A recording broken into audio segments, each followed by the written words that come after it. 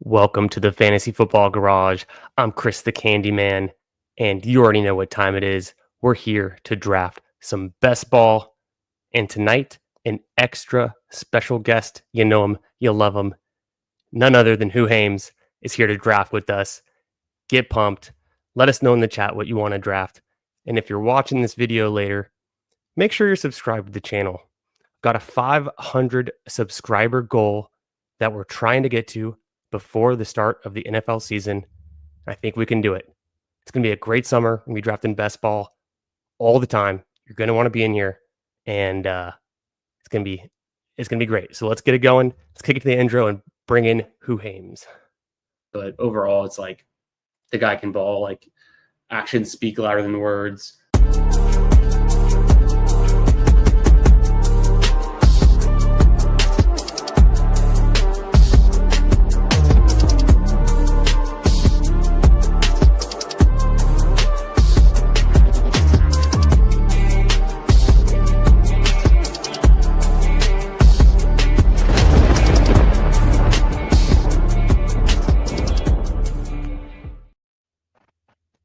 What's up, buddy?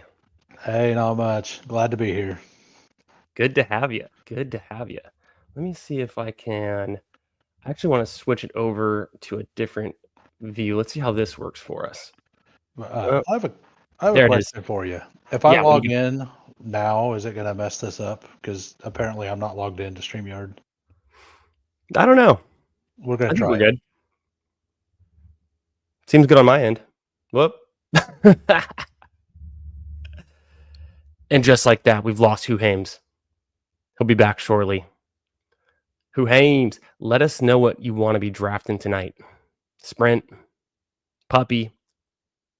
Don't say Schnauzer. I don't know. I haven't actually even checked the Schnauzer. And he's back. Yeah. Apparently it's like so. No, it's all good. I am building the plane as we're flying every night. So this is all part of the program. What I've got pulled up here is actually a sprint that I did earlier today. And let me see if I do a little. Well, this is probably big enough. It was funny because Pat from the Fantasy Dog Pound was also in this room. Also, a shout out to Polite Hater, and I think I recognize Seth as well. But my first sprint of the season. Hoohames, how have you done sprints so far? I sat in the lobby for 30 minutes and it stayed at 6 people. So I have not. MLB Syndicate's sharp as well. I thought I recognized that name. So there are a lot of names I recognized in here. Only the sharp guys are guests. They're doing some sprints right now. And no big takeaways from my first sprint draft, but I try to draft it like I would any other tournament. Just not as focused, of course, on explicitly week 17. And I'm really trying to build just a strong team. It seems like running backs go a little bit earlier. Sometimes the quarterbacks go a little bit earlier. You see Josh Allen and Lamar going in the second round. I've been hearing people talk about their sprint strategies, and my general takeaway is just to not lean into these weird, themes of reaching for a quarterback and things like that. So on Off and On the Clock, I think it was today. Overzet and Nez and they were talking, and it didn't look like elite tight end, like tight ends mattered at all. Like the person who won it last year had 33 total points over the 3 weeks. So at tight end, I caught that part. Like I was listening. I had it on, and my takeaway from that was you really had to hit the nuts on QB, and then have a strong enough depth throughout the rest of your roster to which is kind of like any other tournament, right? Yeah. I mean, they destroyed wide receiver. Like, absolute. Like it was basically a 0 RB team, if I remember right, based on last year's ADPs. Yeah, I think Pearsall on that team. If I remember correctly, Quentin Johnston was on that one. Yeah, the chat's not showing up for me since it didn't let me log in. So I'll just jump into it. I'm about to unmod PPR Tyler, and we're gonna ban him. Other emo Tyler, emo cowboy, emo Tyler. Hoohames, what do you feel like drafting tonight? I think we're thinking puppies, but Yeah, that's perfectly fine. I'm the just world here is for the our oyster. vibes, man. Yeah, Yeah. perfect. Cool. And yeah, I I was excited to get you on. I've been following your streams. Everyone who's here, make sure you're subscribed to Hoohames' channel. I've got it linked in the description. All of y'all already know him. But if there's anyone new out there that hasn't come across Hoohames yet, check him out. He's going to be drafting with us all summer. He's always in the streets. Great guy and really sharp too. I'm excited to draft with him. I think it's going to be our first official draft together where we're being cooperative instead of going against each other. Yeah. So are you cool I'd with try 20 to. seconds? I was thinking Yeah, we it's can rip more. whatever. Yeah. Let's do it. We're going to enter now, chat. 5, 4, 3, 2, 1. We're in here waiting on 7. Love to see it. Love to see it. Yeah, these puppies have been fun. Like I've really been enjoying these puppies quite a bit. I've been trying not to use all of my bullets before the schedule comes out. Do you think you're gonna max this puppy? Probably. Ooh, I love it. I have 29 or something, which is Impressive. basically at fill rate. Like I think it's 22 or so % full, something like that. That's right. Right around there, huh? And the day that schedule comes out, it's probably gonna spike pretty hard. No doubt. No doubt. I think I'm still drafting, as we go along, but I'm waiting for the schedule for that second wind to really have that second kind of bolus of getting a lot of drafts in. I'm particularly talking about Best Ball Mania, but I'm still kind of trickling some in. I'm doing more puppies, late at night right now, doing some side quest, as we like to call it, checking out the sprint. And yeah, I was pretty psyched to do some eliminators on last Friday, and we only made it into one. They're kind of hard to fill. Yeah, them and weekly winners. I basically got into a weekly winners lobby today just to let it fill while I was doing chores, and it took an hour. So, Yeah. And shout out to Jeff T there.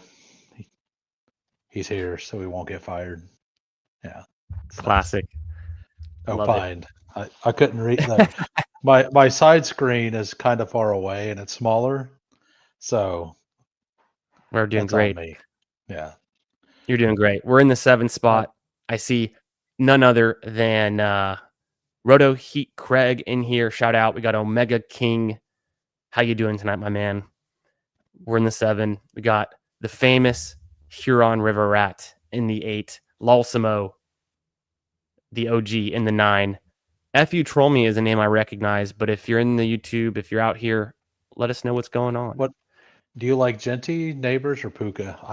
I prefer Puka of the group, but Really? Genty is great and Neighbors. We're gonna go fine. Puka.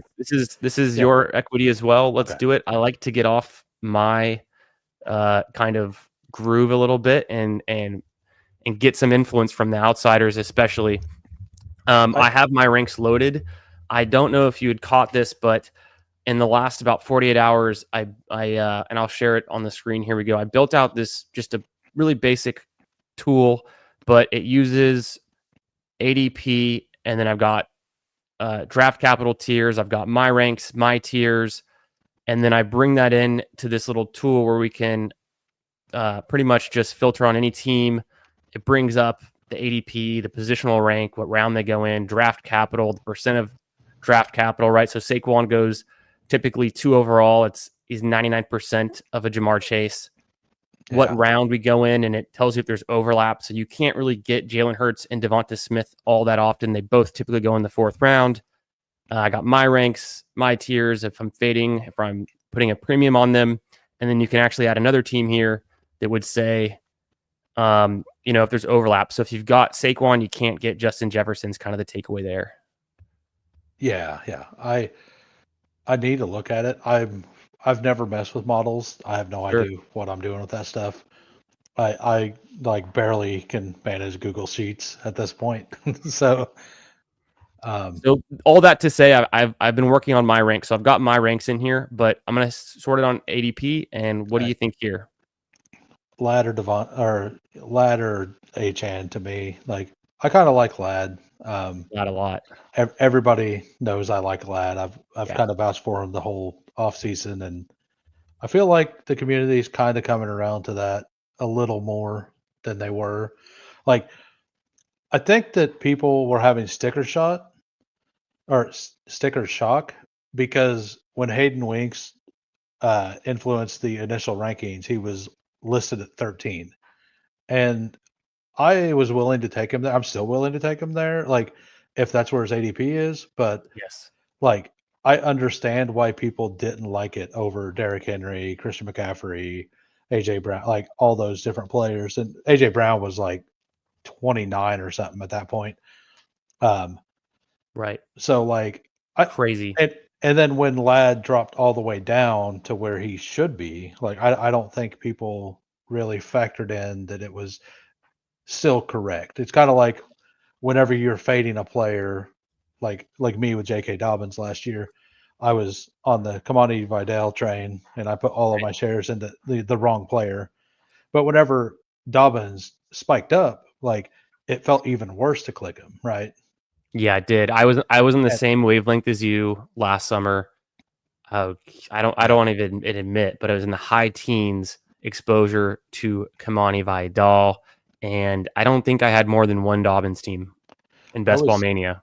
I was 18%, 18.4, I think, in BBM on Kamani. I Yeah, basically just it wasn't smart. I just went ahead and I was like, which one of these three do I like? And I just put all of my shares on that instead of doing the smart thing, which is if you like a backfield, you invest in the whole backfield. no doubt. So, That's one of and the if you remember back 2 summers ago, when we had the Dolphins backfield breakout, and we can make this pick and we can continue, but in Chase this range, I Brown think or Devontae, we yeah, could go with the double stack. We could go Chase Brown. I I'm I like the perfectly double fine either one. stack. It's a Yeah. little bit expensive to get them both, but It should in a smart room lock you into Stafford as well. you could hope. Yeah, because like what else are they gonna do? Like Right. backstack Terrence Ferguson?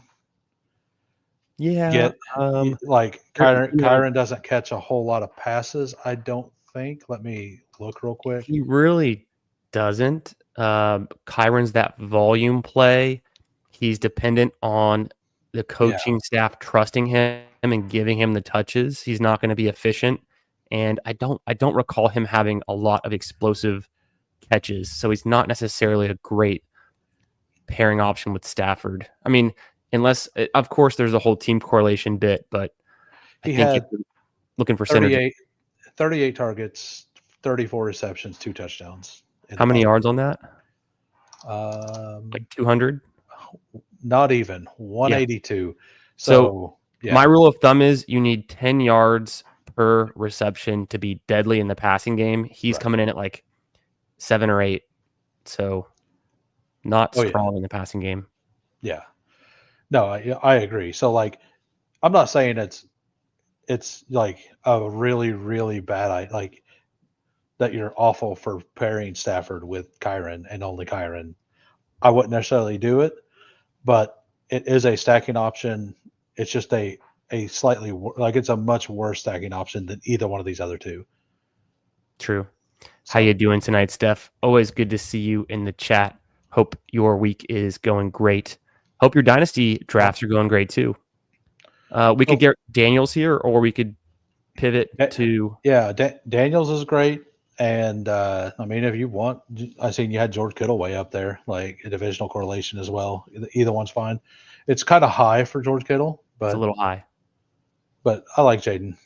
Like I've been meaning to get more of the elite quarterback in round Yeah, 4. I feel like it's just so good right.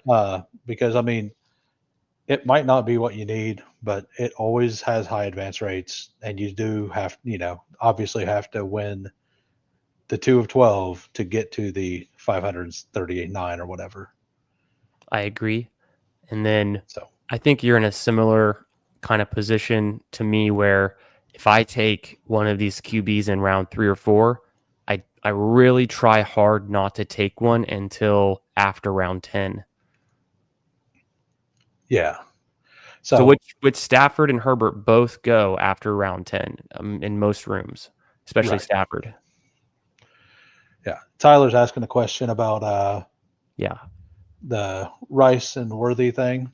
I mean, I think it's either going to be awesome or terrible. Like, Yeah. and I think both of them are going to be that. Like, I think both hit or neither hit. Mm, So, I either Mahomes is back to Mahomes and Kansas City's defense isn't as good and we're passing a lot more. Uh, I think Rashid Rice is the absolute man. He was averaging 17. Like, if you remove the fourth game, he was averaging over 17 points a game in the first 3 games last year, which uh, would have put him as wide receiver 2. So Rashid Rice is the guy. But Xavier correct. Worthy also hadn't came out yet. Uh, Well, they did play a few games together. Xavier Worthy's first game with Rice, he had I believe it was the rushing touchdown, and he yeah, had a decent showing. He might even had 2 touchdowns in that game. I'm trying to remember that very first yeah. game. I mean, Kittle this comes was back to us, yeah, which I like to see, but there's also some other interesting picks here. We haven't I taken a running mean, back yet. We could go for a mix-in my book. Um, either or. Yeah, both of these are great. I have quite a bit of both of these players. The one's the divisional correlation. Uh, I'd probably lean that whenever, like 100%. at this point, like same with like week 17. Like if you have two players rated exactly the same, Yep. break ties that way. Don't So just pull players up to do it. that's smart. That's Yeah, smart. I have Kittle in his own tier. I almost want to put Bowers in his own tier, but I have Bowers and McBride together. yeah, I just think McBride's a lot more volume dependent. I think he can earn the targets as well, but what is Kyler's passing ceiling realistically? Anyways, I put George Kittle in his own tier, and then I have Joe Mixon within the tier of some of the other running backs that typically make it all the way back around in round 6. So we don't have I feel like even without having a running back through 5 rounds, we can still make up ground in round 6 easily. yeah. Absolutely. I do think you kind of want to get at least I feel better. Like at least one running back through the first 6 rounds. Oh yeah. You're a Like real once sicko 0 RB if you're drafter if you're waiting until round 7 or 8. I mean, yeah I've seen yeah it if done. I've seen some that I liked, but yeah I mean you kind of have to get lucky. You have to kind of get like Tony Pollard and then like mhm. Swift, who at that before we didn't know a whole lot about. So like it has to be like Pollard and then another guy, and then a third guy has to kind of fall back to you in the next round, or you it's you need a literally just backups. 2024 Dobbins or a Yeah, 2024 Chase Brown kind of upside from your mid to late picks to pull that off successfully and advance out of a room where people are going to be beating you at running back most weeks until those guys come on strong. yeah, yeah. And Interesting go. at the 12 spot. You see Burrow made it all the way to 60, but he goes to the Lamar drafter. Um, I mean, I don't. It's You hate to whatever. see it. Like Yeah. you can. I mean, it's not popular, but you can just take Gesicki a round or two above. Uh, not saying I would do that, but like I highly doubt that this guy is going to do that, but we'll see. Yeah, We've got some choices here with our next pick. I have Kamara ranked. He's also the top choice by ADP. He's there. yeah. We could get Jawan Jennings for more of a San Francisco play. We don't have to. I have him a little bit down in my I ranks.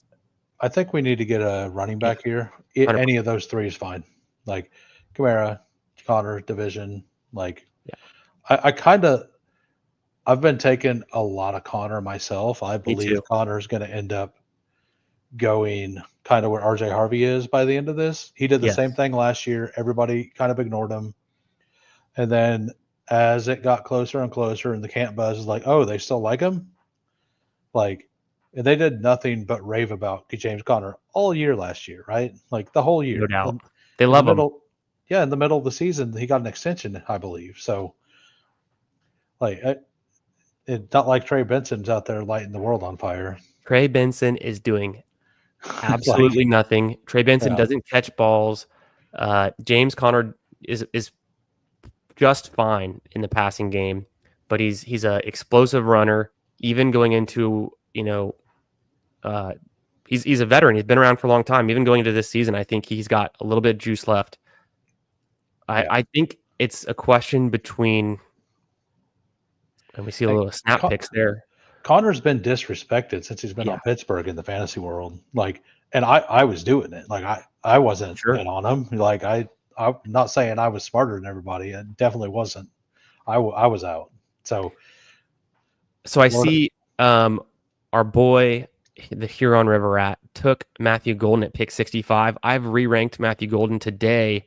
I moved him up ahead of Juwan Jennings. I moved him, I think in my ranks it was 68 or 67, right about this range. So I'm ready to take Matthew Golden in this spot, but he goes one pick before us, and we're almost back on the clock. We see Bo Nix go super early in this one. all right. What do we got? So ADP, Sort by running back real quick. Is of Pollard course. still? All right, go back. We could just take Diggs, Myers, Swift, any of those. Perfectly fine. How about Diggs? Yeah. I like Diggs Yeah. at 79. I have him ranked a little bit lower, but it's just hard for me to. I think I think it's just the injury concern and coming back. I know he looks good, but if he misses any games, you might want to have Jacoby Yeah. Myers. Well, How much better is the Patriots offense than the Raiders? Yet to be seen. we already had three wide receivers. Right. So if he is hurt, we still have some star power to help us Yes. out. No doubt. There is a player I think we'll have to pull up later, Mm-hmm. maybe or two to get him. But like, So our next three picks, we go 90, 103, 114. I'm comfortable pulling the trigger. Probably 114. There's just a lot of opportunity cost there if you skip out on the running backs in that range. I don't think we're talking about the same player. Good. Okay. So, Yep. Back to Matthew Golden though. Like, I've actually had him rated one spot behind Jawan Jennings the entire Okay. time. Nice. So I fully flipped him agree. today I just flipped him Yeah, right in front of him. not like I could be wrong, like No, I like that. easily. There's I haven't been taking Aaron Jones, but I haven't either. He's a I little bit of a faller. We could scoop up some we do value. need, yeah. Well, and we need a running back here. He's one of the last. Like, it's him or Pacheco, and like We could I grab think Mooney. yeah, I think we just take Jones. Like, I'm I feel cool. pretty good with those four. Uh, like, we've already got the elite onesie, right? So those four, and we got Kittle. So like, we're good there. Yeah. And the four is solid enough. Having another, like, you can argue, like, I personally like Mason more than Aaron Jones, I do too. but Aaron Jones, like he's fine where he's going. Like, it is fine. Trey Benson probably does hate me. If he heard me, he'd probably hate me. I'll I probably think get angry messages from his family or something. no doubt. Like, like, no, I actually don't dislike it. I just he didn't show a whole lot last year to me. No doubt. Yeah, we're taking some running backs who are old. They're not quite as old as I am, but we're getting up there in age. Yeah. Appreciate y'all in the chat being active and joining us tonight, drafting with us. Make sure you're subscribed to the channel. We're moving towards a 500 subscriber goal, and you're going to want to be here drafting with us all summer. A bunch of really sharp people in the community. Hoohames is one of them. He's always out here drafting with us, talking it up in the chat. Make sure you subscribe to his channel as well. Link in the description to Hoohames' channel. And we're just going to keep ripping them tonight. So if you didn't make it into this draft, hold on tight. There's another one coming up. It's a 20-second puppy, and we're just getting started. Well, it's pretty sad that the one hole took Najee Harris, so we couldn't add some age to our group. So, I mean, I'm all about Pacheco. If he's there, I think like that'll set this team perfectly here, right? There we go. More old, like potentially injured players, like what could go wrong? Let's do it. It's also divisional correlation with McConkey on top of it. I love it. So, and we won't like in a week and a half, or actually it's a week and a day now for the schedule release. Like we won't have to say the words divisional correlation again. I'm eagerly awaiting the opportunity to know the schedule and to ditch the phrase divisional correlation. We've been using it too much. It's probably a bigger advantage in sprints, right? Because in sprints you're playing in 3 games, and knowing that you play 6 games throughout the season, well, 5 of those have a chance to be that week because every week 18 is a division game, right? So yes, so you can remove that one. So it's a 5 of 17. It's about what would be about, I don't know. There's some odds to it, but it's most teams will play a divisional opponent in either week 15 or 16. Not actually, I don't know about most, but a good amount. So enough to be concerned with. By ADP, we've got some receiver options. Yeah. We're in round 10. We didn't really mention it before, but we took Ladd early. We could always go Herbert Ladd, but I say we take either. We don't take Mason. Keon Coleman or Mims is perfectly fine. You want to go Mims? Yeah, let's go Mims. Yeah, so like if we push Herbert around, that's awesome. If not, we still could stack May. If not, we still have Stafford. So like we're sitting good. I agree. It's rare that I would take the 2 running backs on the same backfield. Especially with this much draft capital up front and like pick 8 and pick 10, that's kind of cannibalizing your bet a little bit. It's betting against yourself in some ways. One thing we were talking about earlier, a point that I wanted to get back to was the 2023 summer of drafting. We were taking Jeff Wilson, we were taking Raheem Mostert, we were taking Devin Achane, and all 3 of them were a good value, except for Jeff Wilson ended up not hitting, but you could get them all very cheaply. And my strategy that summer was just to take advantage of the ambiguity at the backfield for them. The fact that they were going to lean on the run. And then I thought also Achane coming out of college was a workhorse type and a speed back kind of combo. So I was really in on the Dolphins, and I would not be afraid to take Mostert and Achane on the same team. Then it paid off huge for everyone, and it's been hard to repeat. But there's some instances where you can still get a valuable combination in a backfield. Are there any this season that come to mind for you? New England, maybe. Like, I don't really love Stevenson, but you don't know what's going to happen. Maybe he got like. Stevenson, if he can stop fumbling the ball, like it's gonna be fine. And I mean, this would be fantastic if we get him. I mean, I don't know. Do we want like? I think Herbert offers a better upside than Stafford from fantasy. I would agree. So, like getting rid of the double stack, I think we do it. We do it. What we have on this one is we have a strong bet on Puka and a strong bet on Adams, but McConkey's there. Herbert's going to have the higher ceiling than Stafford. And we're definitely, I would think we're done with 2 QBs. We got a deal on Herbert. I don't know how many people are going to have the combo we do with Adams and Nakua. So I've done it. That's one reason I actually take Adams Mm-hmm. or Puka is Mm-hmm. because I do really like it. I think it's, and if you notice, their ADPs actually align quite a bit. So I think a lot of people are doing it. Yes. So, but to With do our that, combo though, with our yeah, kind of build out around the Chargers, and I guess we haven't stacked them yet, but we have potential yeah, for and to do getting. it without taking Stafford Yeah. is probably going to be like, I'm going to guess that the double stack ratio is very high. I would think But so. I don't mind it. I still like making the bet on the Rams to be good and not having Stafford. I think is the easiest way to play it. With having a lot of investment but not necessarily stacked all up. right, do we want Noel, Rashad White, um, Blue, Garindo, whichever, yeah, Garindo, yeah, that's actually probably the better one.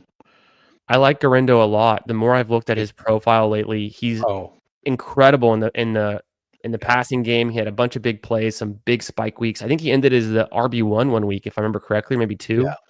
And this team's setting up very well for San Francisco, LA, if that happens, because we have Yeah, Kittle as well. So I love it. We've uh, also potentially I got, like we think, said, we took Mims, and maybe it's a little bit ahead of where I would usually take him, but we're comfortable with our depth in yeah, this room. So just get a guy that, hopefully can continue to turn it on and take a step forward. Because I was not impressed with Mims last 2 seasons. yeah. I mean, Sean Payton just does that. So I think there's a guy we do need to queue up as like You for the want to hit next me up with pick. the name in the private chat? Yeah, It'll probably come up quick enough that we don't have to worry about it. And also, I've learned a trick. If I queue from my phone, the yeah, stream can't see yep. who we queued. I think Meg from Fanspeak Network is the one shouting that out. Yeah. Shout out to the Fanspeak Network, friends of the channel.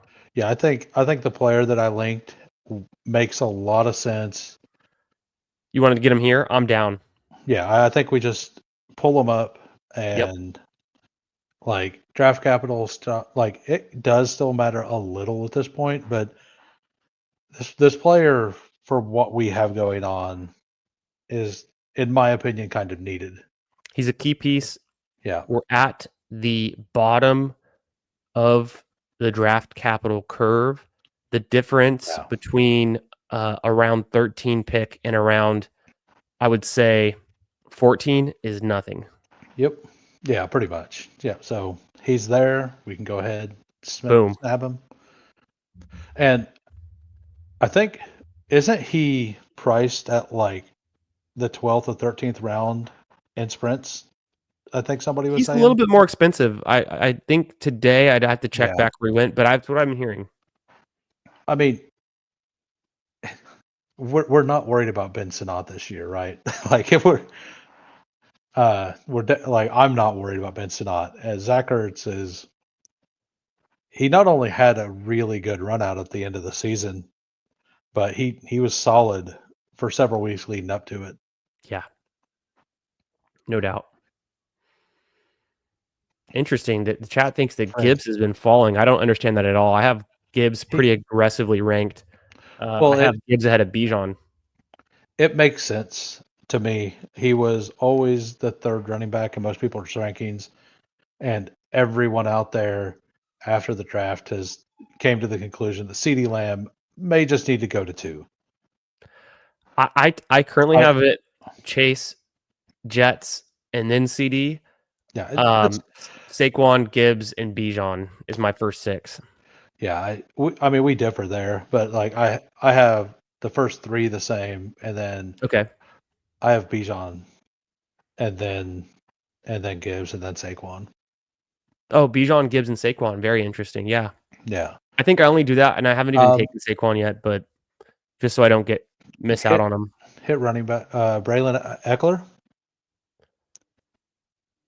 Let's do Eckler. and that leaves us with what, five running backs? Yeah, we've got Are 5 we? now. We're probably not done, but I The mean, other problem is, and I could know it be. doesn't make a difference, but Stafford's going to keep falling because no one's going to take him in this room. Yeah. We'll just see what happens. I'm not saying we're going to take a third quarterback. I don't I actually think mean, it'd be a good idea, but if he's there in like the last pick, how would you not do it, right? I mean, I think if he makes it another 2 rounds, we just take him, right? Like, yeah. I mean, if somebody wants to take him uh and take Terrence Ferguson, have at it. Like, you're welcome. Yeah, We could be fine with George Kittle and Zach Ertz. To me, I think that's I think so solid too. enough. I think I actually did that earlier today in my sprint. If I remember correctly, it was one of the drafts I did today. I had a Kittle Ertz combo, and I liked it just fine. I stopped there. You want to hit the wide receiver tab Of so we course, can kind of look through that. I think we definitely need time to a wide circle receiver back. here. Yeah, there's a couple names here I'm perfectly fine with. It Yeah, got thin. We didn't yeah. focus in on double stacking the Chargers. So I mean, Herbert, people don't really talk about it, but he offers rushing. Like he yes, just every year he gets hurt a little bit and then he stops, like he doesn't end up running, right? So if he doesn't get hurt early or he gets healthy near the end, and I think this year that the AFC West is going to be pretty wide open. Um, I think we want upside here. I think we want Pat Bryant or like, yeah, mm, I'm not much on him. Like, I me don't think neither. Wandale's this for or Adonai Mitchell or something. Like, I think Pat Bryant's kind of the click. It is I like it. early, very early for Pat Bryant, Not and early at all. Not early at all. Perfectly but fine. I mean, we completed the. Oh no, we don't have Raiders, so We missed out on. We took Diggs over Myers, but go ahead and no, I think this is the perfect range. Get yeah. your guys, the draft capital. It's all $1 auction bids. You guys know the drill. We're leaning into it a little bit. We've got 2 Denver receivers, 2. We got You want to click the draft board? yeah, we I, got 2 to I want swing to at. see where Stafford ended up going. Did he just pop off to He popped off 169 earlier. Yeah, right there? I mean, you can backstack it with Tutu and Tutu's Ferguson fine. or Higby. Like, I mean, You can do Higby. much worse than Tutu with your last Yeah, pick. yeah, Much yeah, worse. for sure. So, yeah, I mean, if he would have came, like, I don't think we would have even taken him on this one. We would have pushed it again. Yeah. So, I mean, it's probably a blessing for us that he doesn't fall. Like, We don't need him. We yeah, don't we got and we got the players we needed. Um, the only way he's going to crack a lineup with Jaden Daniels is probably if he gets 4 touchdowns. Like we're right. like it. I'm perfectly fine with that pick as Can I well. interest you in some Yeah, J.K. Dobbins yeah, before he lands on the Cowboys? yep. And Look at that like running back room. our running Bunch of back old guys. room was fine enough, Yes. and like this is the kind of room that you don't like. You obviously want Dobbins to sign somewhere, but if he doesn't, like you're still not dead. Right. It's a perfect upside pick. Dobbins is when he's healthy, he's an explosive runner, and in the right offense, he's going to pay off big time. He can only go up. It's not like he can, and obviously maybe he doesn't sign until a couple games in or something. That would be concerning, but we don't have anything invested in him that we're relying on that production. So we're golden. Yeah. So we need a wide receiver Yeah. probably. So I think it's going to be for us a 2-6-8-2 build. If I had to go out on a limb, Yeah. and we might just take the next 2 best receivers we can get our hands on Yeah. Oh up in a yeah. few. Well, I kind of like I think we just take some shots, right? Like Yeah. some high upside shots. Oh yeah. And you might laugh at one of the names that I might throw out. I haven't really clicked them yet. I Okay. clicked them a lot in the big board. I Okay. haven't clicked them yet now, but he went at 51 in the draft earlier today. Have you seen if you've seen the Twitter feeds, you probably know who I'm talking about. 51 in a draft today. It must have been. Was it Tesla? No, no, it Okay. I was. didn't see it. Uh, I mean, I don't want to take him to the last round. Right. Yeah, I think. Uh, yeah. Yeah, that's fine. Wicks or Slayton. Slayton? I like Actually, Slayton. Slayton. Yeah, let's go Slayton. We got divisional correlation for one more Yeah, week. hell yeah. You got 1 week, 1 day, and We're it's counting over. down. Yeah. Hey, don't be giving out our secrets, Omega King. Oh, My clue wasn't enough. Like, yeah. Yeah, somebody posted a screenshot of that player going Deontay Johnson at 51. was that it? I guess I didn't see it. Yeah. I generally agree with Jeff T's take here. I'm excited for Pat Bryant. I'm trying to fade Mims. Maybe there's some recency bias because Mims paid off a little bit in the playoffs, but he's been underwhelming, like I said. And then we like 2-2. What up, Fantasy Dog? Thanks for coming out tonight. Hope you're doing good, my man. Yeah, Omega giving away the sauce. I'm assuming Coolers is talking about Deontay Johnson, and that's what I feel. Maybe he's talking about Pat Bryant. I'm not Maybe. sure, I'm a little bit afraid of Deontay just because of the character concerns and the way that he went from but if the Steelers to the Ravens to the Texans to nobody. anybody can make his character concerns look good, it's probably Deshaun Watson, right? So, You want to grab him? yeah, we could grab him, or we could go back to wide receiver. I mean, I'm fine with Turpin, Felton, Tutu. Not Tutu on this team actually. We could do Felton DK, with yeah, that's fine. Jones. Yeah, that's fine. Like, I was just kind of throwing Deontay out there. I think he's very clickable right now Sure. in a room that, I mean, we have guys like our top 4 are very, very strong, and then we have some spike week things down there. Deontay was actually crushing it last year before he got shipped. So like I don't think people are really talking about that. And his sample size is going to be too small. Of course, the season went downhill fast. But Hoohames, are you ready to play? Is he explosive? Yeah, sure. Is Deontay Johnson an explosive receiver in the year 2024? And we can't go back further than that, but I'm gonna guess that he was mediocre. But I'm thinking you're right. Well, it's going to be very skewed because he was at Carolina and then wasn't the rest of the season. That's true. I even forgot that he was there. I didn't even name all the teams he was on. So because he was on 3 teams, so right, or 4 if you count the Ravens twice. That's true. Like, in his limited sample size, but at a per play level, he was below average. 100 would be average for wide receivers. He's at 90. That's pretty low, actually.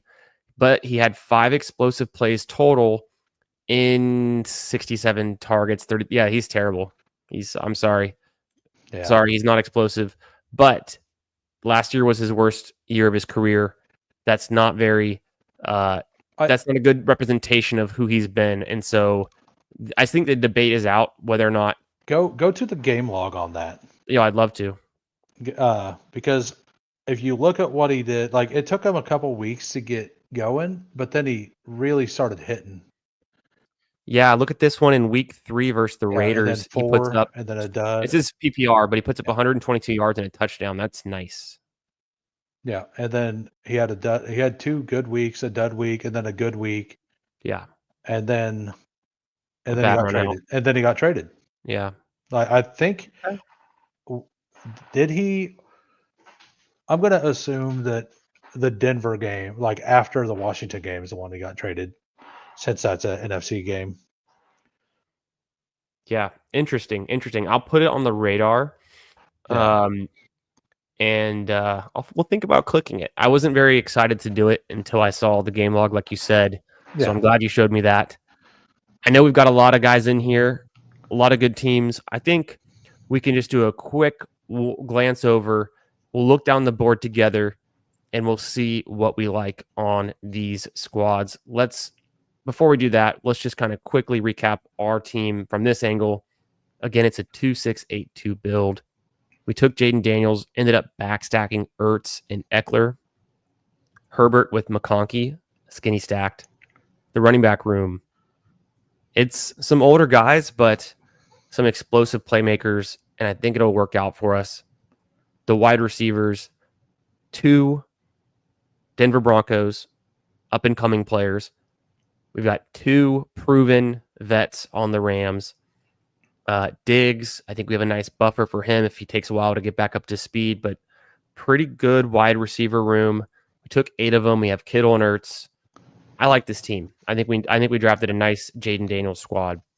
Yeah, I think that's like we got the fall on Herbert. We weren't expecting that. We were wanting to double stack the Rams. If you get a value and it makes sense, take it. No doubt. We did get a value on a lot of those running backs too, so it makes it feel like it's worth it. Yeah. Starting from the right, we have Lalsimo with 3 wide receivers to start it out. He gets Hampton. I think he got a pretty nice value on Marvin Harrison there. And I really like the Neighbors AJ Brown start. He pulls it off with Chuba, Godwin, Shakir, gets Baker Mayfield for his Godwin, Marvin Harrison, and Kyler. So it's coming together nicely. Yeah, a lot more pieces in the Bucks. Yep. Division. Nice squad. Nice squad. Yeah. Yep. Let's look at Mr. Jason's team in this 8 spot. He grabs Genty. We let Genty fall to 8. And he decides to go high T with Derrick Henry and Chase Brown. It's a very interesting start. I want to see how he pulls it off. And it looks like he went hyper fragile with 4 running backs, unless there's a 5th one at the end. He gets Hunter as his first wideout. So I have seen some Genty Hunter teams, and it's kind of interesting because the rookies can definitely pay off. And he's taking 2 of the best, obviously, rookies in the class. So it's a lot of draft capital on rookies, but at the same time, it's exciting. I did something weirdly similar to this today on stream. Mm-hmm. He gets Love. So he had Golden. He had Love. And then, it looks like he just took those 4 running backs. So hyper fragile. Nice little Jack build. Besh, right? Yeah, Jack Besh. He's got Besh as well. Gino. He's got the stacks. Nice. I like that. I think it works. The stacks work out. The late QB. He always builds really solid teams. No doubt. Unless the room takes 5 quarterbacks from one person, then nobody builds good teams. Of course, we've got the Omega King in the 5 spot. CD, Achan, Tyreek. A lot of Dolphins capital there.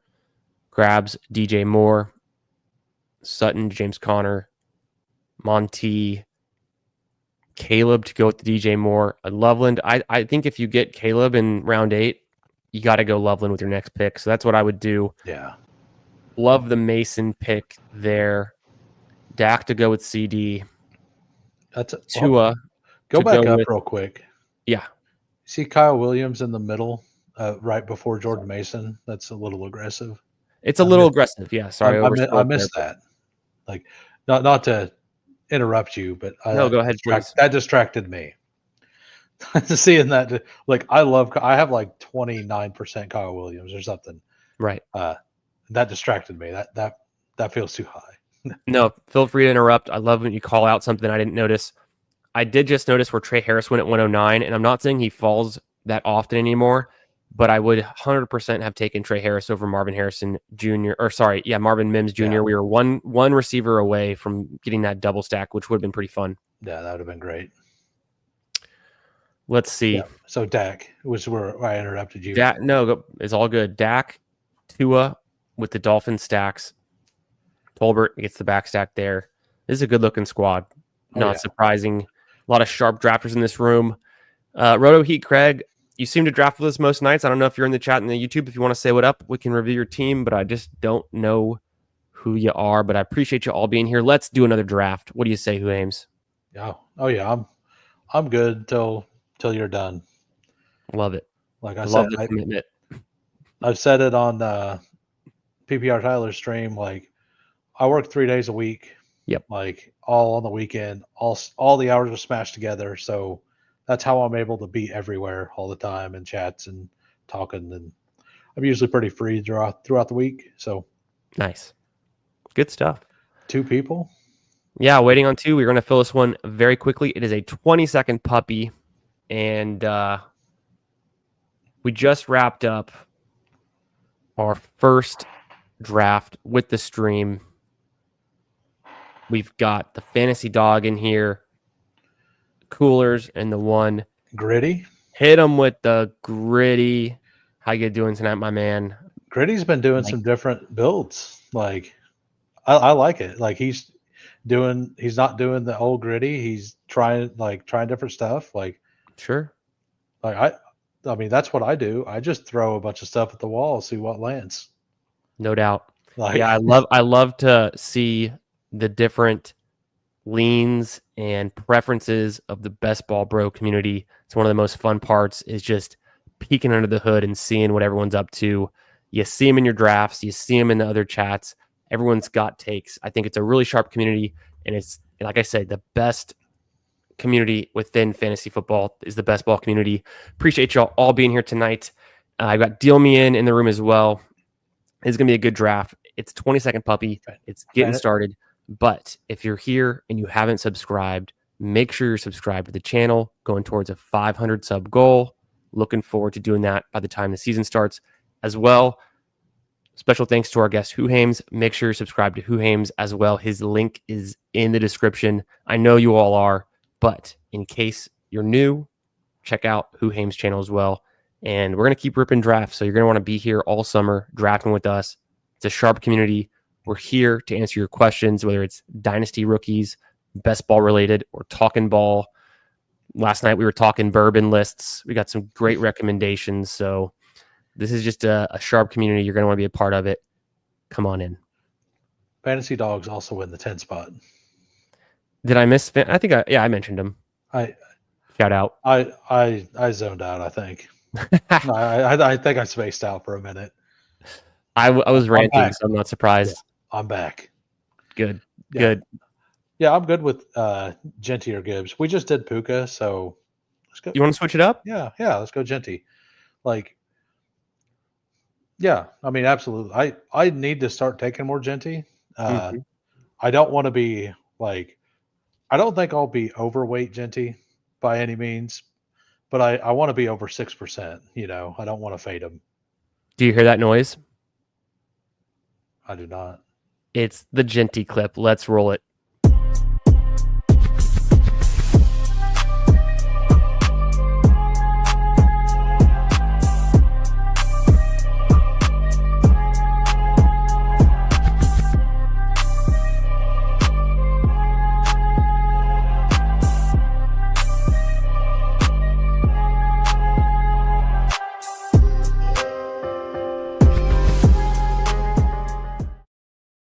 My favorite part is when he hits the Macarena with his lineman.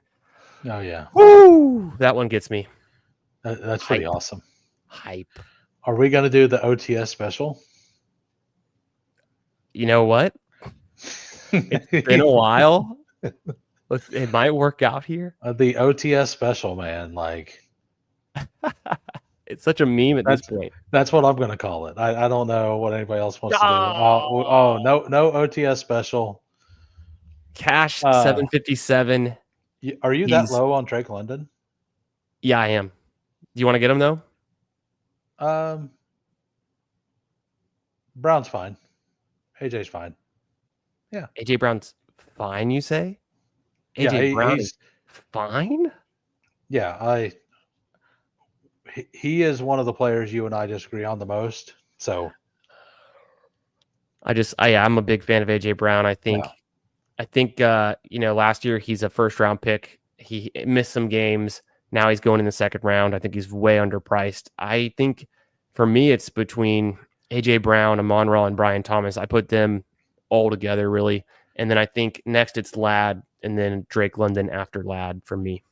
I mean, let's say the tush push gets banned. If the tush push gets banned, then he jumps up quite a bit.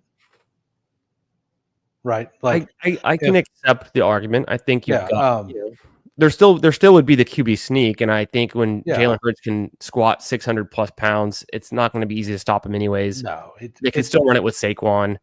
The Like, one thing, the comment that you made, I think, and I think you made it on your stream, was year over year in fantasy, when you look at a situation on a team, you take into consideration what has changed.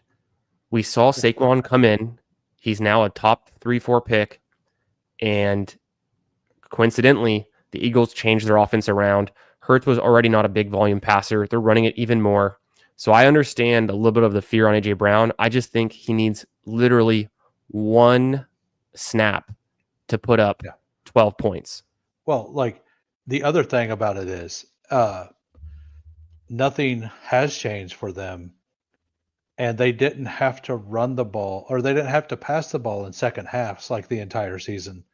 Yeah. Uh, so that is a little bit of a worry. Like, is it probable that that happens? Probably not, but it is a little bit of a worry when I believe that like Ladd and Drake London are going to be in high scoring games quite a bit. So I just break the tie that way. And if you're just saying who the best receivers are in the NFL, AJ Brown's probably like as an actual player, he's like 4 or 5. Yeah. That's a And great take, yeah, actually. And we'll make this pick. I want to get your um, input on it as well. I'm fine with Tet, like Ooh, like or Chase Brown here, either one. Yeah, we could go Chase. Let's go Chase. let's go, Chase. Yeah, we That's did. good, Chase. We went heavy wide receiver early last time, so It's a good we Chase. kind of cut it off early and got the elite onesies, but Yeah. it worked. I was going to say, I like your thinking there. It's not just about taking the best, receiver in real life. Uh, Yeah, there's a fantasy aspect to it. It's a game situation aspect. We all know, as in PPR, Tyler knows this well. The Falcons are one of the worst defenses. They did nothing to improve it. Maybe I could be wrong. Maybe I'm speaking out of turn, but that could set you up for a lot of fourth quarter passing situations versus the Eagles could be set, in the fourth quarter up by 2 scores easily. yeah, I think with the Chargers, there's some potential situations they could be in too. I will say that the after you win the Super Bowl, sometimes the teams slump, but typically what you see is you can't pay everyone, and I think a lot of the defensive pieces have moved on from Philadelphia. They still have a lot of nice depth. They'll still be good on defense, but their secondary can be picked apart. We saw, and all we'll right. see. You think we just do Tet then? Yeah, We I do mean, if T. he's still there, We do T Mac. It's okay. So I, it's I like to call him T Mac. It's T Mac or Hertz. I mean, it's either I would never take Hurts there. Okay. I like because I would pull Devontae Smith up and force somebody to take him unstacked because he's been dropping. And I like Hertz a lot. I have him ranked pretty aggressively as well, but I agree with your sentiment and just the market price.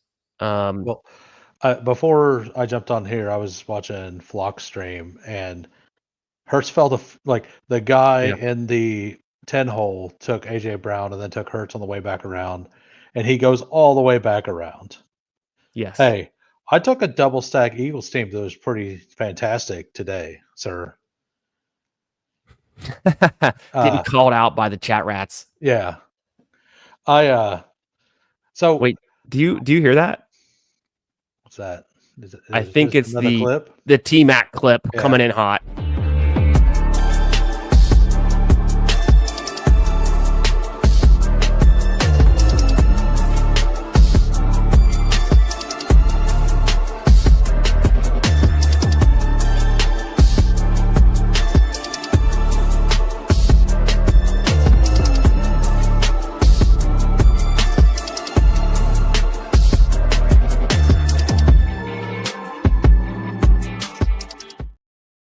So before we get into anything else, I want to yell at FK Coolers for a second. You need to slow down on bringing Rasheed Rice's price up that fast. Don't do it. Like, let him slowly go up the board. I mean, you got to take your guys. Like, I don't think that that's a bad ranking on him at all. So, like, and going back to Emo, if he's still in here, I like at current ADPs, Rashee Rice is the bet. Yes. In a week, it's probably going to be back to Worthy, like that I prefer to click more often. Could be. So, we'll see where it ends up. So, but so back to the Eagles hate stuff. I so weekly winners. I'm actually going to have I'm debating on putting Saquon as my 101. I And think that's smart. well, the reason behind it is because last year, like something, and we'll talk about it after we make a pick. I mean, Sure. we got a fall on Metcalf. I don't Love take it. Metcalf very often. Like, I think this is a way to diversify. I mean, it's on your account, but like, I think that if it were me, I would be taking him here because I don't get to him enough. Sure. And I think he's fine where he goes. Yes. Mixon's always on the board whenever I draft, and Right. I just haven't been diversifying enough. Basically, is all it is. So so with weekly winners and Saquon Barkley, he played 5 games versus the NFC the NFC East last year, Hmm. and because That's okay. he sat week 7 or 18. Right. You would have just taken the games he played against them and extrapolated it over an entire season, he would have rushed for 2,500 and some yards. Holy smokes. So you get 5 games of him playing against those defenses. And like I had the 101 and I took Chase to today, but like I think that Saquon's the play in weekly winners. Interesting. I was in before you gave that stat, and now I'm way in, but I think that could be a way to play it. Yeah. Should we reach up for Golden, get Henderson, I think Judkins? yeah, Golden's fine, Henderson's fine, either one. Like we just took Henderson though. Yeah. There we go. Now we got Let's get Golden. Ashton Genty, Chase Brown, AJ Brown, Ted McMillan, DK Metcalf, Matthew Golden. Love it.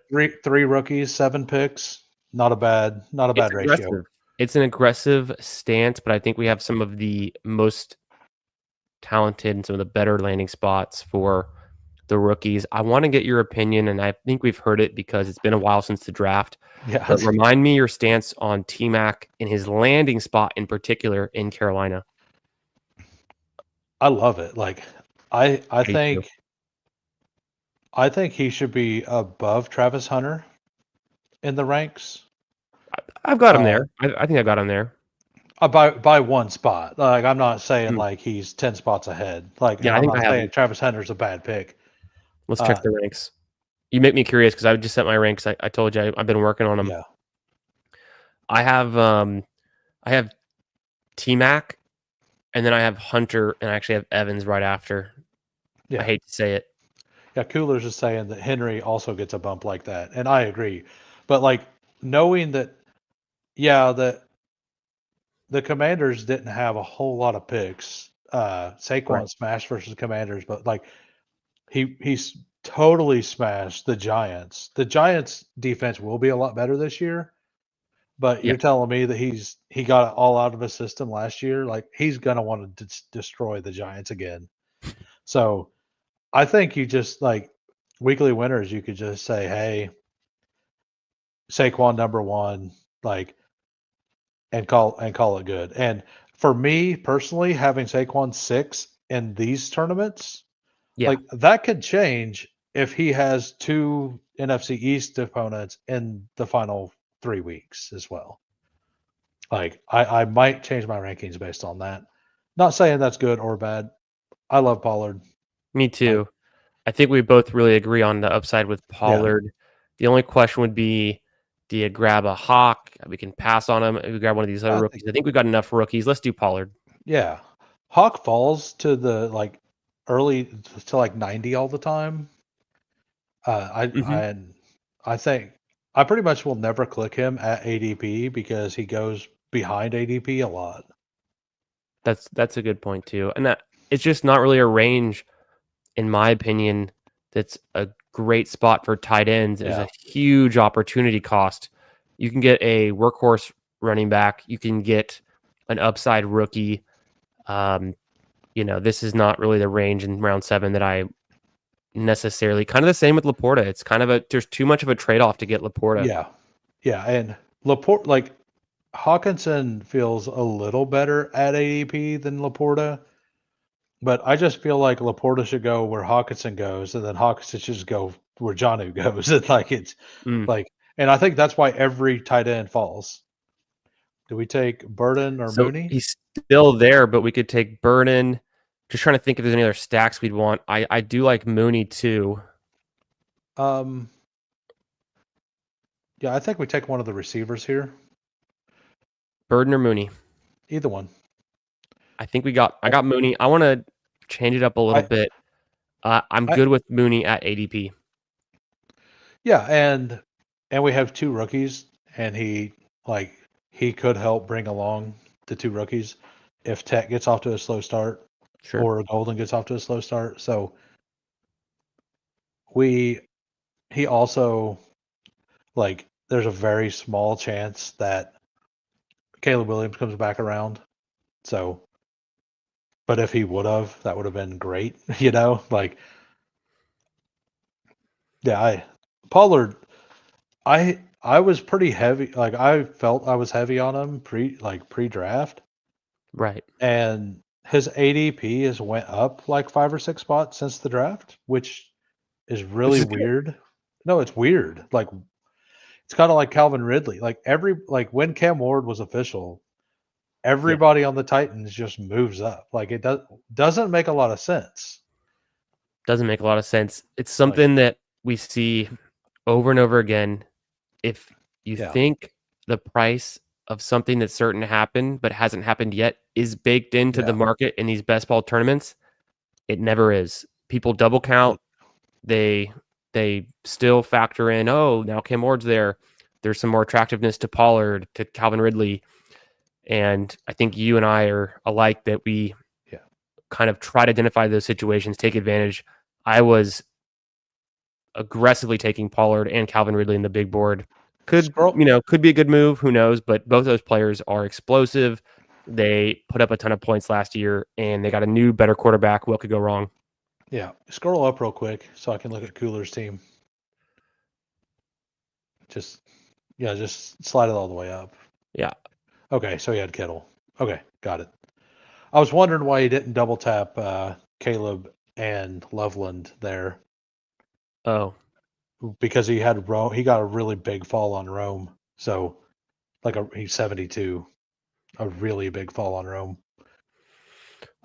We're getting a decent fall on Kyler Murray, but I don't love taking him unstacked, and I don't think his passing ceiling is that good. It's more a rushing bet. Would you take him naked, or would you pass? I would take Fields over him naked, or if we're gonna take a naked.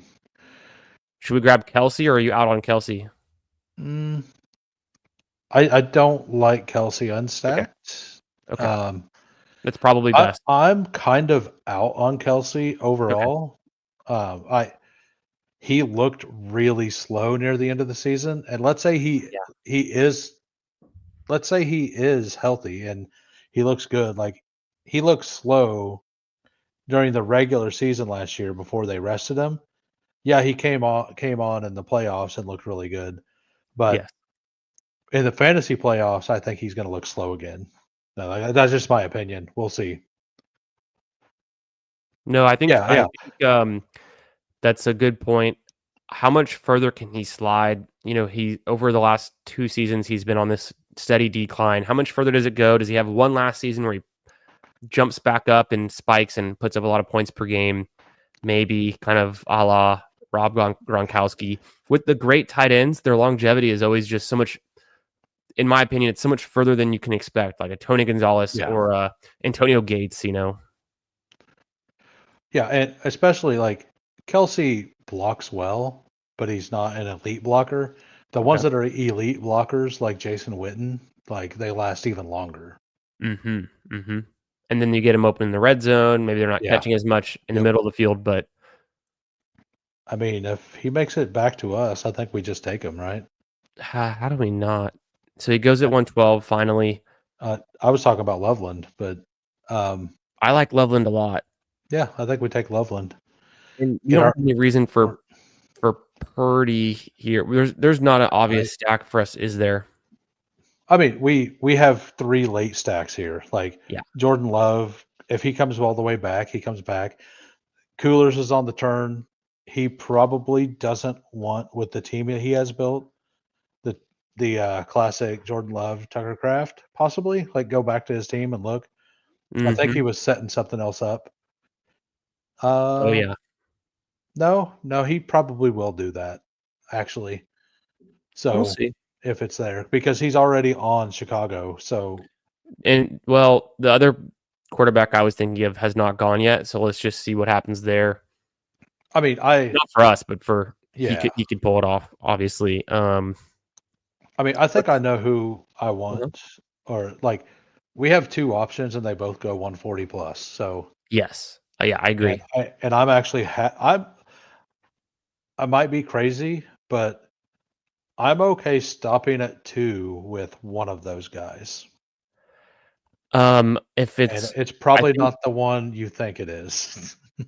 maybe we put a lot of draft capital into a certain player that I could see being a Yeah. nice stack on the way out, Yeah. and then Yeah, uh, that is the player I'm talking about. yep. Like, just to put it out there, anybody who wants to take it can take it.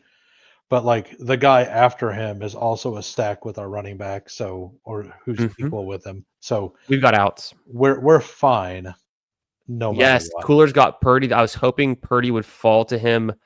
Kind of Yeah. protects the Love pick to an extent. Let's check in with Yeah. Gritty and see what he's cooking. Jefferson, JT. I mean, that's a historically strong start. Just a Yeah. good combo. I like that. Yeah, he took a falling value, pulls up Harrison, which I don't hate. Did Kyler fall all the way back to him? No, I love Zay. I love Pickens. Diggs is good too. Yeah. He went wide receiver heavy in the middle. He's got 2 of those Colts Well, receivers, we're and he almost on the clock. he's only taken 1 QB, which was I mean, honestly, the only thing I would have done different is instead of Ramondre, I would have taken Kyler. yeah, Uh, Jalen Warren, a bit of a like, faller, huh? Goes well with our Metcalf. That's I for certain. mean, yeah, I think we take the team stack here. Just take the Warren. Craft could be an option. Obviously, we can't Yeah, stack it anymore, so I yeah, think we just wait. yeah. I think Warren like that's a really really nice price on Jalen Warren.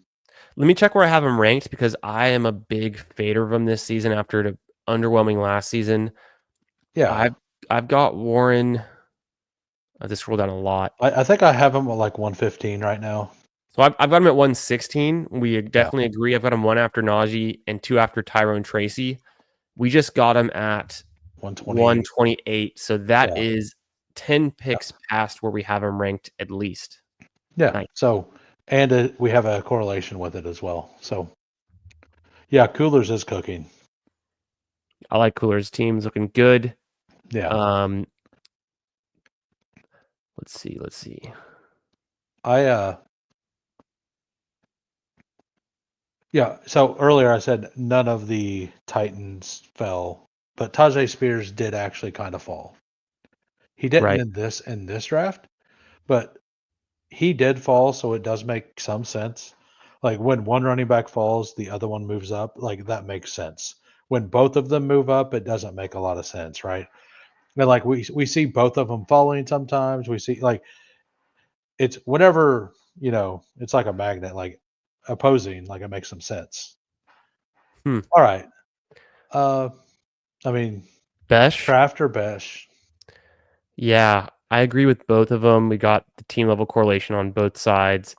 We've kind of gone rookie heavy at the wide receiver. Do Yeah, you think it's time to take him though, a yeah, little bit past ADP, yeah, or yeah. We take them I like it. And then because we have Genty as well. exactly. That's what I Yeah, was. Yeah. So, and we need a receiver. It's been too long. and It's a good pick. honestly, like we could.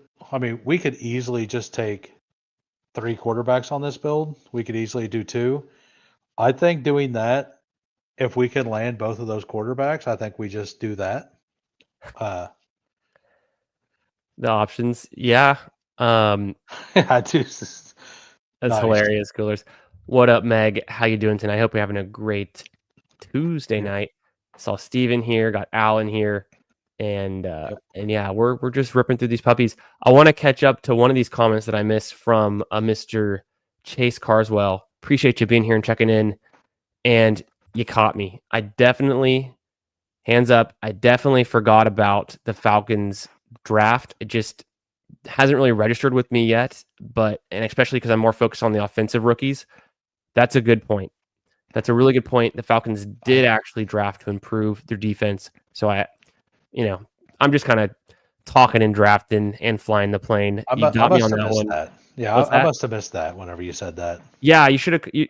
I'm glad though. I love it when the chat calls me out on Yeah. my bullshit because Oh, you guys got to keep me in check. And then also, yeah. Hoohames, shame on you for not calling me out either. You're being too nice. Yeah, I'm like it's new for me to be on other streams. Like You're doing great. whenever I do That's with you. mine, like I literally like shut every sound in my house off. Like I have severe ADHD Mm. and like I can't read books because if I'm reading a book and like I hear a car drive by, I completely lose track of what I was doing. Oh yeah, Like it's bad. you got to be So like focused. yeah, so I have to like get in my element and I can super focus, but I need to not be distracted while I'm focusing. Gotcha. So I'm surprised you say that though, because when I watch your streams, you do a really good job interacting with the chat, bringing up good points, the data, getting the draft going. So uh, you just must be so comfortable in the yeah, we're draft element that you got it all going for you. Do um you, do you think we take him here? yeah, let's just take him. We have a really good team going. Yeah. No reason to really push this. He has a lot of backstack options. I think if we want the other guy, we can push him around, and if he falls, we take him. Yeah. I I I don't know. Like this is a little shaky for two, but I'm fine running just Fields and Bryce Young. Like if Bryce Young isn't a smash, like this team probably like because we're relying on Tet, and 100%. if Tet's a smash, Bryce Young's gonna be much better, right? Gonna pull him up. Yeah. So like stopping at 2 in this situation Could work.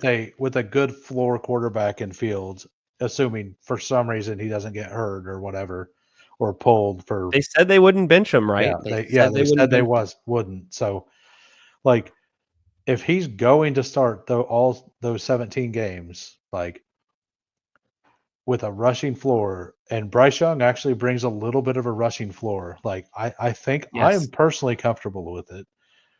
I But think we could use Gino if he falls back around. and he Uh, might. and he might, Uh, he because doesn't often go. The Bowers drafter will be on the inside of us, right? So, I was uh, gonna check that real quick, because yeah, Bowers is the only logical place for him to go, and that team Jacoby. that team just took just took Cam Ward, but also Yeah, yeah, we're on the clock. But the Jacoby drafter could as well. I think it's more rare, but yeah. Go to the tight ends, or I mean, I'm fine with Strange. I'm fine with yeah. Oh no, Mason Taylor. I messed that up. It's all good. It's all good. Like I would have just pulled Mason Taylor up. I wasn't thinking there. We could I still think go I three. mean, this doesn't have to be a 3 tight end build, but No, we still could do it. no. I do think we actually need three tight ends. Yeah. Well, it's Having the rookie as our one, yeah. like if I take him or Warren, even last year with Bowers, like if Bowers was my first, I'm not saying it was the sharpest thing to do, but I felt like I needed to take three then. Mhm. I think I Um, did a few times. which Sometimes I went Kittle Bowers a lot.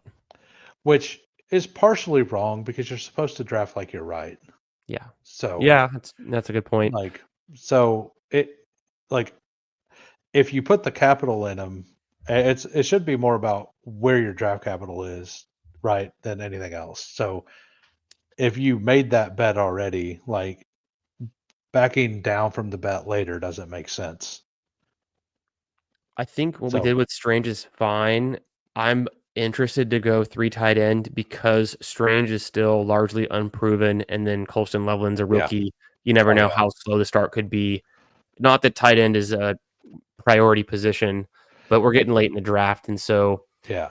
when we look at our running back room, we've got Yeah, we 4, need and it one. feels very strong. It does, but Um, we do need one more at some we point. could do one more, and we can get one more receiver as well. It always makes me feel good when Steve agrees that we Yeah. don't need another. Yeah, I think we just smash them. Like, we don't need it, but I think it helps a lot. So, I think it helps. There's not any other obvious picks yeah, for our wide Coker. receiver, like, we could just Push him. Coker's always there super late. Yeah, I don't Like, like Coker that much anyways. and there's running backs I like in the last round. Oh, Like, do you Dowdle goes.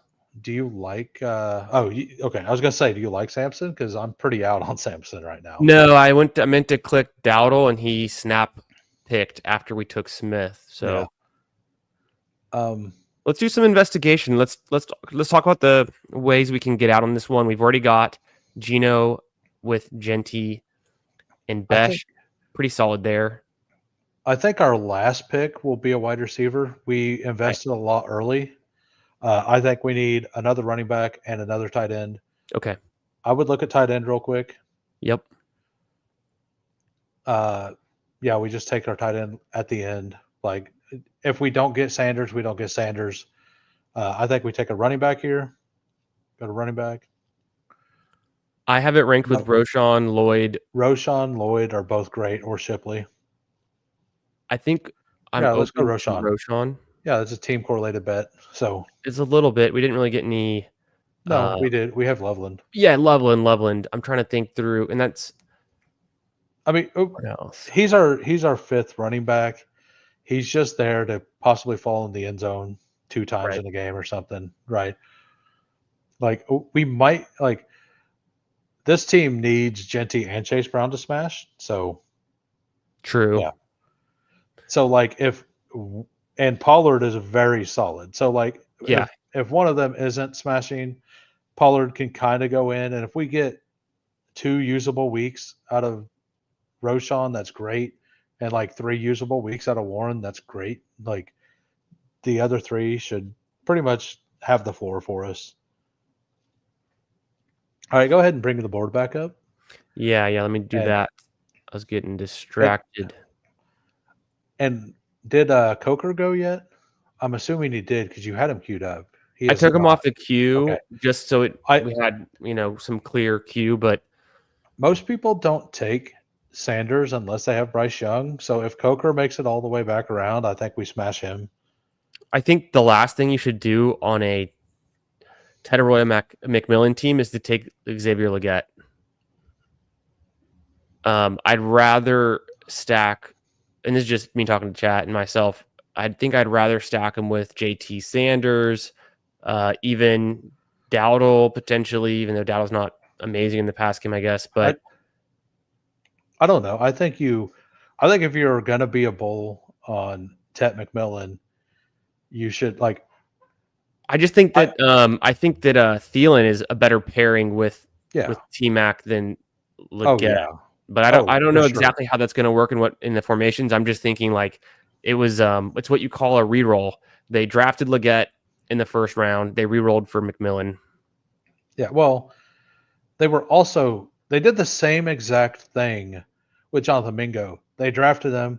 He profiled more as a slot receiver, and they slotted him out as an X, and then wondered why it didn't work. So Yeah, it's kind of on them. Like, no doubt. all right. So is he available, Coker? Like, I think we just Coker's take Coker there. here. Yeah. I think it makes sense as And well. then if we don't get Sanders, there's other tight ends. Like, just go to tight ends and we can look through them. I have Juwan Johnson aggressively ranked. I think he's a little bit underrated. And then again, Taysom Hill's towards ACL, so there's just an availability for different formations that he might still be in and get more snaps. I don't know. And like Tyler Higbee makes sense on this team specifically, because if we're waiting for Loveland to get going, we could take Higbee, who will probably be this opening day starter and start the first several weeks because Mhm. Ferguson was their first pick, but they have said that they plan to use Higbee. Mhm. So, like, the worry with Higbee is that he's not going to be there in the last weeks, but with a team with Loveland as your one, I wouldn't hate Higbee. Like, I would prefer Jawan Johnson. Okay. Like, Okay. but like, I'm just saying, like, this specific team, I think Higbee could make sense. No doubt. Um, I'm thinking more about it because I was open to drafting Higbee during the big board. The only thing that scares me about Ferguson is wasn't that their first draft pick this year? It was they Yeah. traded down and took him, Right. but like, you can put I mean, we take Juwan. I'm Unless, I mean, you've talked him up. I'm open to both. Do you want to take I know Higbee? no, we take Juwan. Like, Okay, let's I do was it. just saying, like, to put another guy in the queue and like Yes. just kind of talking through like why I thought it was an okay pick on Yeah. this team. Like, I wouldn't be taking Tyler Higbee on very many teams, but on any team that has Tyler Warren or Mason Taylor, or like, if for some reason Mason Taylor is your tight end one, like, I could see, like, Yeah. or like, maybe Higbee's okay here, Yes. like, if you're in that situation, you've made some other mistakes. I don't think the Higbee thing's gonna probably get you out of it.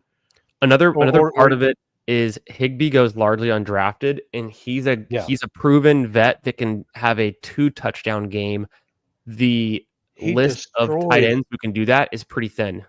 Yeah, he destroyed at the end of the year, like, destroyed. Like, Yeah, he's not gonna be a nothing this year. Like, they will use him at times. Maybe it's a 50-50 thing, but he sure. will have some games that's 50 and a touchdown. And 50 and a touchdown at tight end is great, you know? No doubt. And then again, like Steve mentions, Yeah. we have the divisional correlation. Yeah. For We're ready one to more bury week, that phrase, but for one we more love it. week, we have divisional correlation. One more week till we get the Yeah. schedule, everyone. Yeah. It's great. Yeah. Sweet. I this team is pretty unique to my portfolio, Yes. which is weird because I have like almost 30% Bryce Young at this point. Oh, is he your most drafted quarterback now for sure? Yeah. And what's Yeah. weird is it's mostly because I've been trying to push quarterbacks, and I'm willing to push quarterbacks every time because I like the Bryce Young stat. Like, if I just get Bryce Young and then have to take Jatavian Sanders as the only stack, I'm fine with that. Like, is it where I want to be? No. But like, if all of my sacks get taken, I'm perfectly fine pulling Adam Thielen up a full round and then Yes. coming back around and taking Bryce Young and then tacking on Jatavian Sanders in round, like, just take him in 16 at that point. With our team, we weren't really at that point. Like, we had our stacks, we were fine. And we would have taken them at 17 had Coker not been there, correct? Yes. So True. so That's like, yeah, go ahead. yeah. Yeah. Just kind of talking through. And like, so he ends up being my highest, not by, like, I prefer Drake May the most at this point. Yes. But Tougher to get though. It's easy, you can yeah. get overexposed to Bryce pretty easily just because he's there late. I think it- I was gonna say is this is the second season we've seen Bryce be a late value option with yeah. really easy back stacks. So he's kind of like a ripcord. It's like Yeah. if you get sniped on your QB, pull the Bryce Young string. Especially if you're on a turn. You're just like, all right, Bryce Leggett, or like, I don't have as much, like, Leggett's by far my lowest owned of the group, but I'll do it. Like, and I think a lot of the chat seems to agree.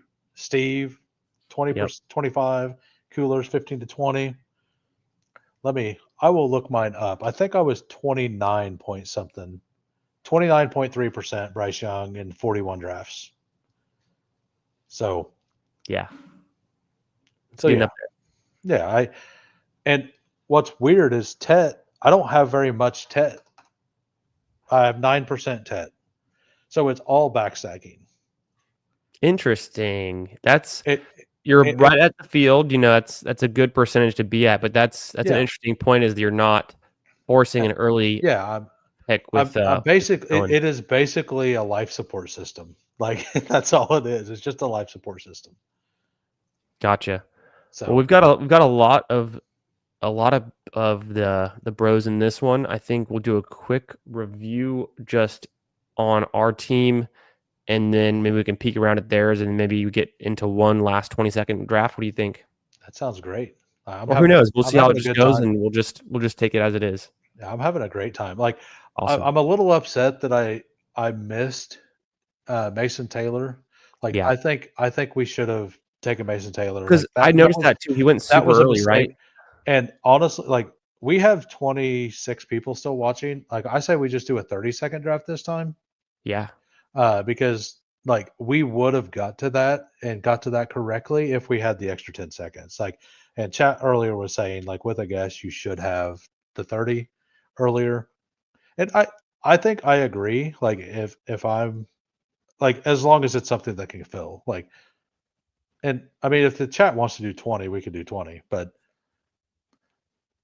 yeah. I think it's close. Coin flip. Mason Taylor, Brenton yeah, Strange. Obviously, Taylor fits the team better. We get the yeah. stack, so we probably could have done that, even though it's a little bit ahead of Um, ADP. Like we always say in round 14, you're not really sacrificing any draft capital value there we're by not, reaching. but like it would have been our only like you don't have to stack fields.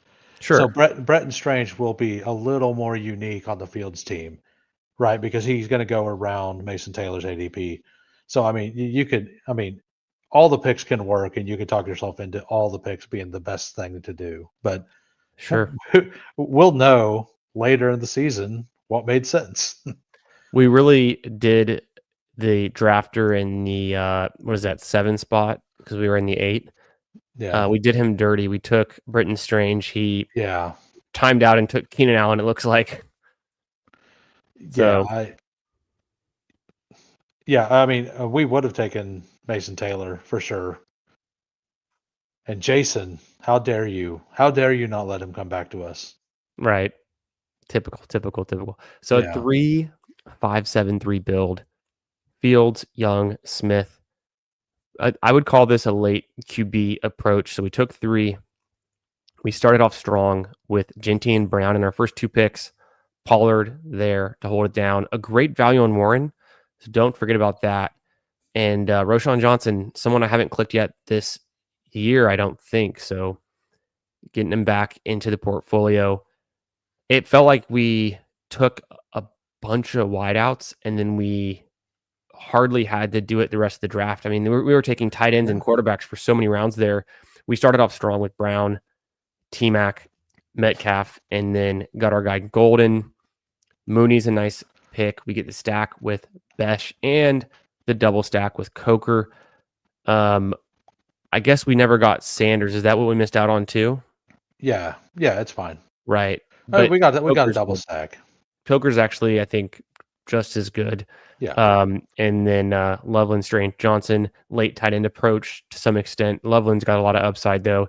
He could be our guy. yeah. We are a little thin at wide receiver, but we have a heavy upside at wide receiver. So Yes. if this Depth team wise. gets to the fantasy playoffs, it is a team that can absolutely do some damage. Mooney could be the wide receiver Yeah, 1 in week 16 and get us yeah, there. That kind of upside is what I like to build for. yeah.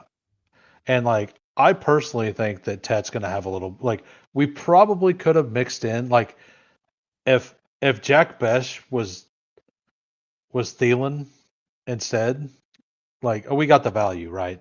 But if that was Thielen and Coker was a different guy, like I think this team would be a better overall team. But Hmm. I like what we done. Like it makes sense. Yeah, I like it. We next time we'll think through I, our stack just a but little bit closer and we can well, make it work. But at the same time, I it's a great team. I take that back because that gave us our double stack with Gino on top of it. So Right. So he wouldn't yeah, have come back yeah, around because we yeah. ended up getting Geno, so it works Yeah, out nicely. yeah. Let's do a quick one over for our boys' team. FK, what's going on here with the one tight end? What are we doing? Just a Kittle? Very interesting, but why would you do that? Did you forget about your No, tight end situation? I'm sure he took one. Like he's at the one spot, and it's been bugging. Like if it doesn't kick you out, it doesn't show you where the tight Oh, end is. I was at the one spot in one of my drafts, and it didn't populate it for me. you're So 100% right. He yeah, definitely took one. I didn't even think about that. yeah, Love it. Coolers, yeah. you're absolved of your wrongdoing. I apologize for calling you out, but very nice. You did take Arroyo with Darnold. I love that actually as a very late option. And then your receivers here, you did get some value on a Dunze. I'll give you that. The rest of it looks very solid up front. The Kittle stack, you got Scatabo, and yeah, so just Great team. some nice depth at the running back. Yeah. Caleb stack, I like that one.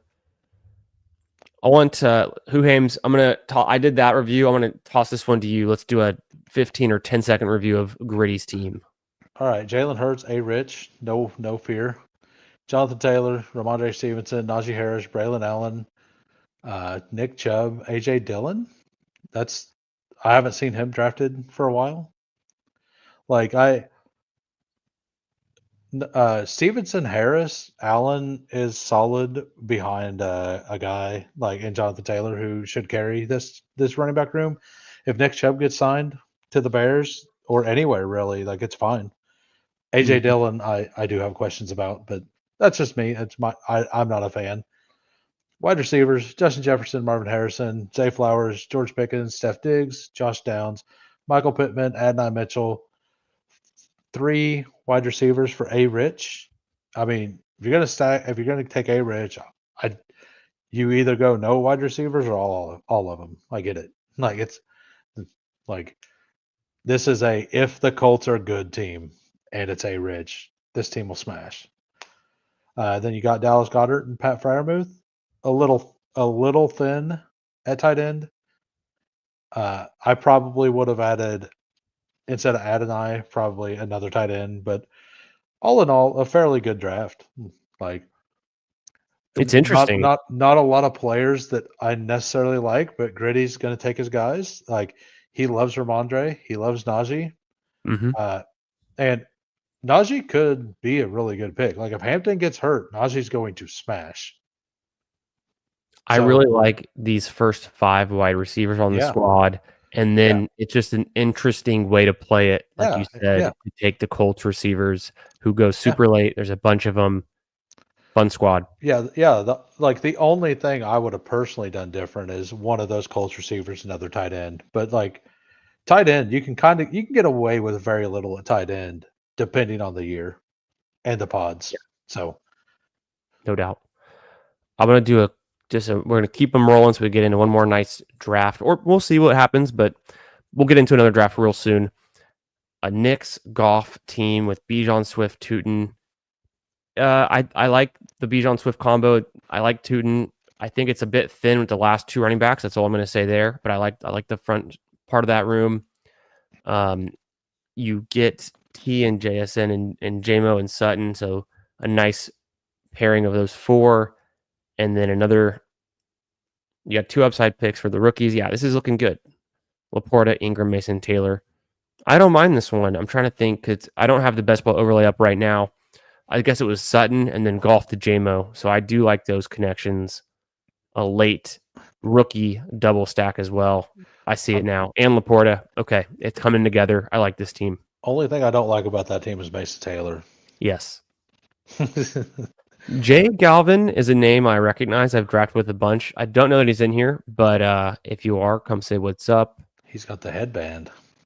Yeah, it's fun. Fantasy Dog. He has a 2493 build, something you don't always see. He went with a hyper fragile approach, taking 3 running backs in the first, what is that, 6? No, I don't know, 4 or 5 rounds. And then Spears to top it off. I think that's good to stop it for. Hoohames, would you stop at that for? Yeah, that's fine.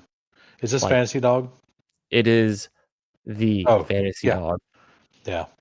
Jaden Daniels, Drake May. He basically drafted this exact team with me earlier today. I don't. I'm interested to see. So the Jaden Daniels and Drake May looks like there's Demario, of course, and Ertz. So skinny stacks. Yeah. Obviously, Drake May has rushing upside as well. So more of a play on just get some players you like. I think my favorite part about this team, Nico and Evans, seems like it could be a great combo. Yeah. And then the running backs. Yeah. And then the QBs are great too. Like I think it's okay to stop at 4 there, Yeah. but go like Tajay. I said this on my stream as well. Like he had instead of Tajay Spears, he had Brashard Smith with those same 3 guys. And I said, like, I think you need somebody with a little more capital Mm. as your 4th, and this is more capital. It's still fine. It's still a little thin, and by more capital, I meant like somebody in like the Jordan Mason, Scatabo, Tyrone Tracy range, like Right. maybe even Ramondre, like who goes around there. Like there is a world where Pollard just crushes Tajay Spears. I don't think that happens, but it could. Like I think that's more likely than Ramondre seeing 0. This one is for Deal Me In. Appreciate y'all all being here in the chat tonight. A lot of fun drafting these teams. Make sure you're subbed to the channel. Make sure you throw me a like. Make sure you're subbed to Hoohames as well.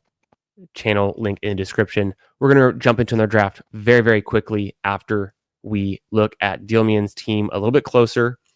It's the rare 3 QB Lamar Jackson build. But I think in this way, because it's such late capital at the QB, I don't mind it. I'm interested to see what he's going to pull off here. The running back room looks very nice to me. We were just talking about throwback to 2023, get 2 Dolphins, any combination, and you could hit gold. Looks familiar. I love Jordan Mason. Nakua stacked. He grabs Lane in the last round. And then, he sniped. I think he sniped FK on that one. Or no, was it Fantasy Dog that we just saw? Fantasy Dog. Yeah, he was just saying that. Ola Bindles, how is your Tuesday night going, my man? Hope you're doing well. And then this room, I like this this tight end room. That's a lot of interesting choices. I don't think I've seen that combination put together yet. Yeah, slap 3 of them in a row right in the middle of the draft. Yeah. Very nice. Very nice. Yep. Appreciate y'all all for being here. Let's get into another draft. It's going to be a puppy. And we're going to join it real soon. We're going to do a 20-second puppy. Waiting on 11, so it's going to be a lot of friends and family. Go ahead and actually back out of this. Weren't we going to do 30? Oh, that's right. Well, I mean, people are already coming in, so let's stay in the 20. I don't want to back out. Let's stay in it. Yeah. We'll stay in the 20, and also we get a third draft in. We'll keep it. Yeah. We'll keep it going. I mean, it's only really cost us on the one. Yeah. On the one pick, and I mean, maybe that's what we needed to get the right pick. I wonder who said it today. It might have been Pete, but the comment, I think it was on and off the clock. The comment about we're splitting the drafting population between 20 and 30-second clocks. Yeah. But at the same time, the biggest edge is in fast drafting. And if you're hitting up these late night 20-second clocks, you can really take advantage of people who aren't paying as much attention. Well, and I know with you and I, we are locked in. We missed out on Mason Taylor, but that's the smallest mistake. If that's the smallest mistake we made, we're doing just fine. Now this is a room. This looks intimidating. I like this. A lot of Fantasy Dog, Gritty at the 2 again. We got Al Boogie, BBM number 11 last year. That's right. We got Steve-O Speak, number 4 in the big board last year. Whoo! Green Bean and Coolers. Green Bean and Coolers and me. Green Bean and Coolers.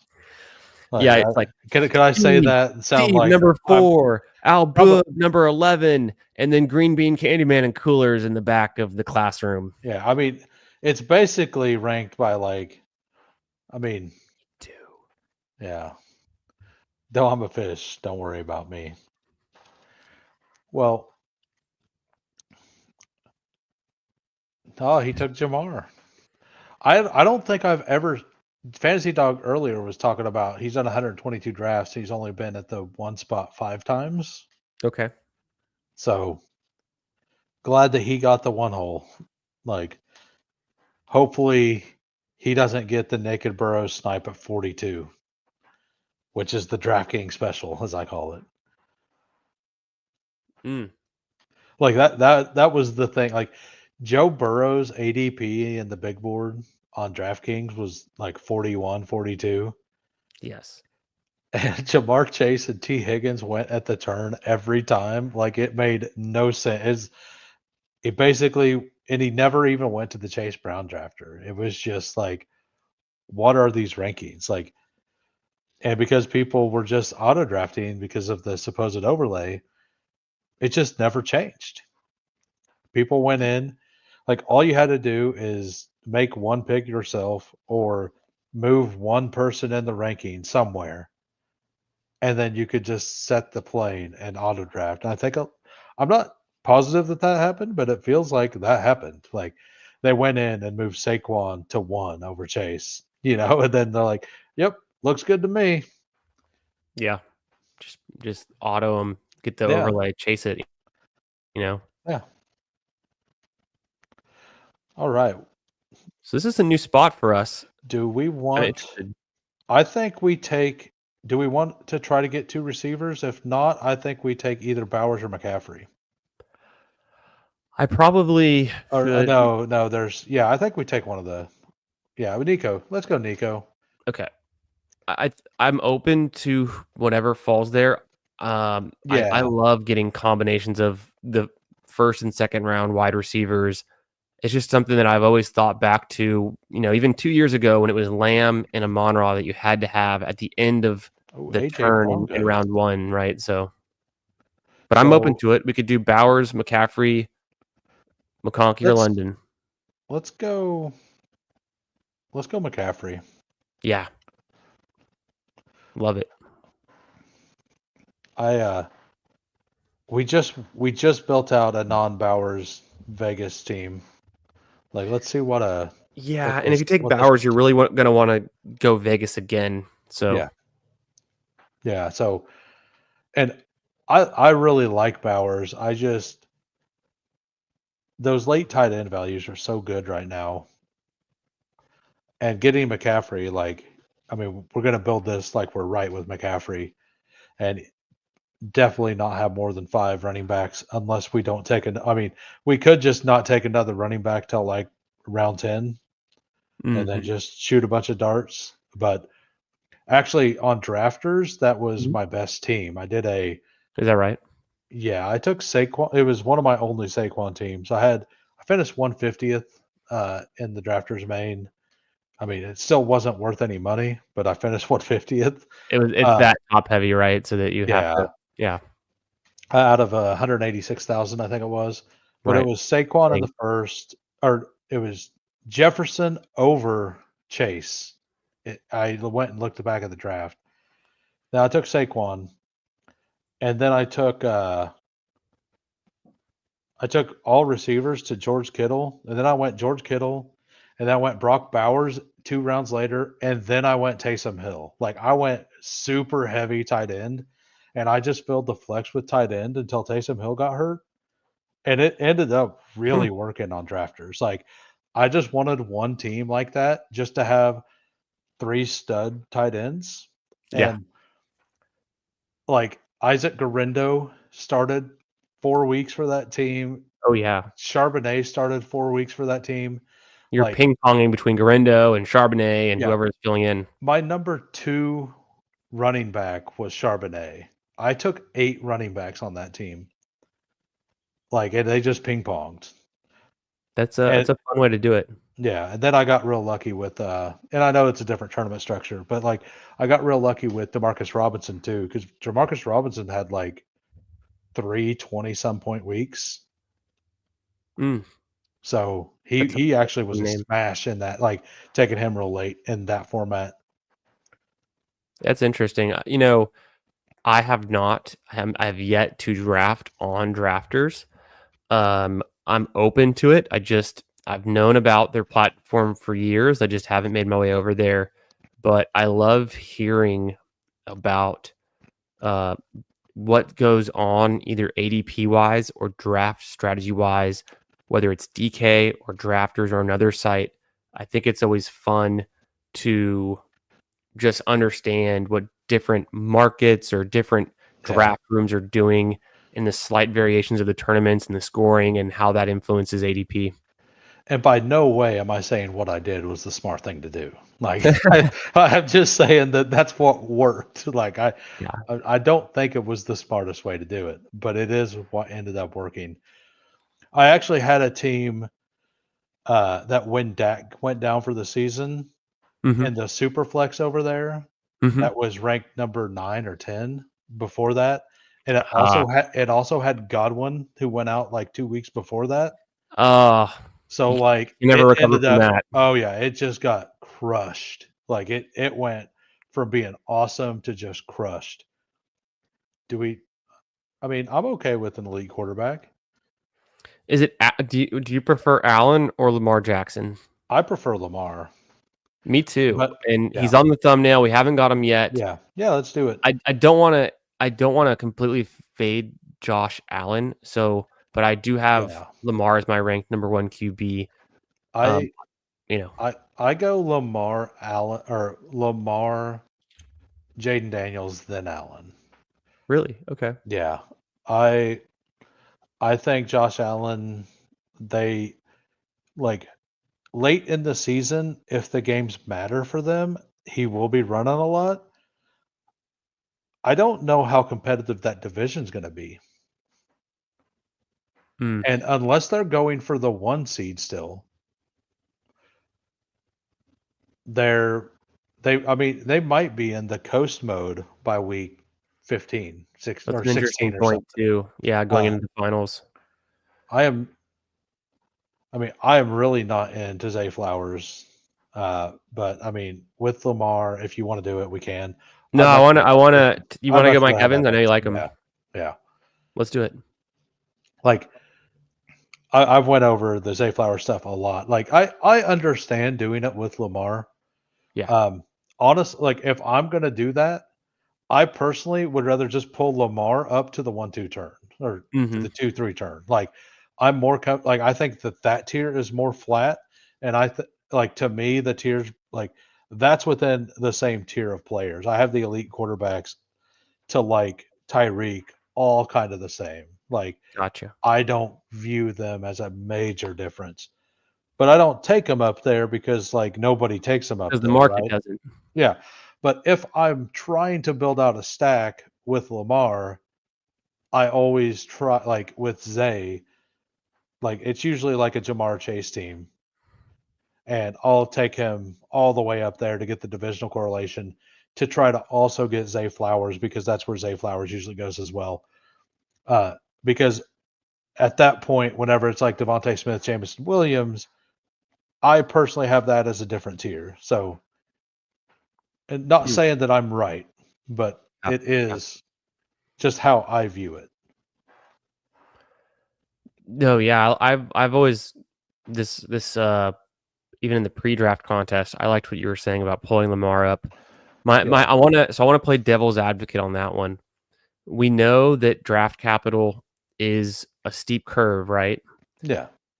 To pull up a player from anywhere in the 32 to 36 range to the 25 spot versus pulling up a player in the Yeah. 51, 52, 47 range to the 38 spot is actually about it's it's probably like 30% more draft capital.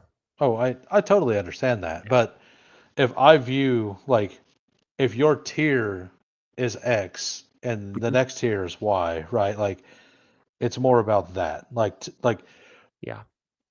Like where And the it's draft unique. capital, where It's the draft unique. If you're capital just is. taking Lamar where he always goes, that's not unique. There's gonna be a plenty of Yeah, Nico McCaffrey, Lamar teams. I think we just reviewed right. one in the last draft, didn't we? I think so. And I like, think we just I think, and it was yeah, Mike Evans too. Did we just copy the exact same start that was maybe. let's take a look at that because I'm starting to think we just did. We can quickly get to it. It was Nico, Okay. Henry, No, it wasn't. Evans, Daniels. Yeah. So it's slightly different, but Yeah. close enough. Yeah. It was Daniels instead of Lamar.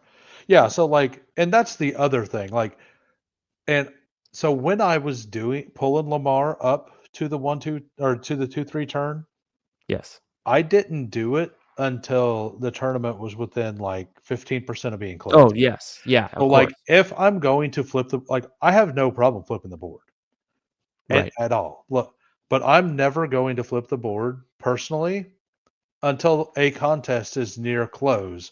That way I have the information of what unique possible pairings are.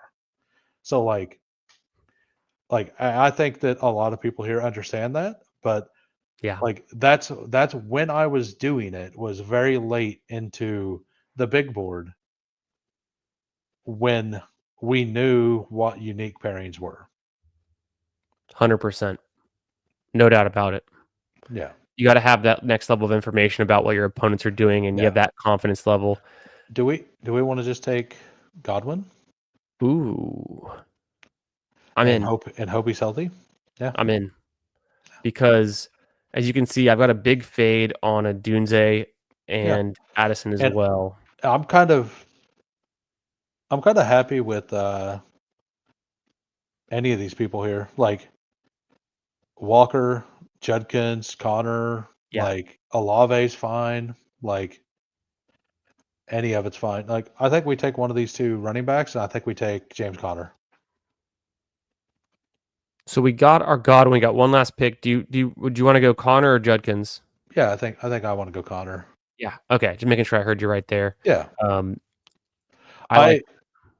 I I'm kind of a bull right now on James Conner I'm in. I'm totally and in. CMC James Conner. Like we can like set running back on cruise control if we want at this point. Yeah. Yeah. Like like we. I mean, yeah, we need to take some more people, but like we will not feel rushed at running back. We're looking good. Yeah. Uh, yeah. This is a room. It's going pretty Is this a civil. gritty imposter? He went 5 straight wide receivers. Out boogie. I tell you, I've been drafting a lot with Mike in these He rooms during the pre-draft and everything. He has a lot of variability to his draft portfolio this year, and look it, at that. I hadn't I peeked over fully, but 5 straight wide receivers, and I like these names a lot. I'm in on Zay. I really like Metcalf. well, Um, I think it was BB. I think it was his BBM4. Like he's posted every one he's done, yeah, and he said, "My first zero wide receiver. Am I doing this right?" And it was done pretty well for a zero wide receiver. Like for somebody who's not really done the strategy before.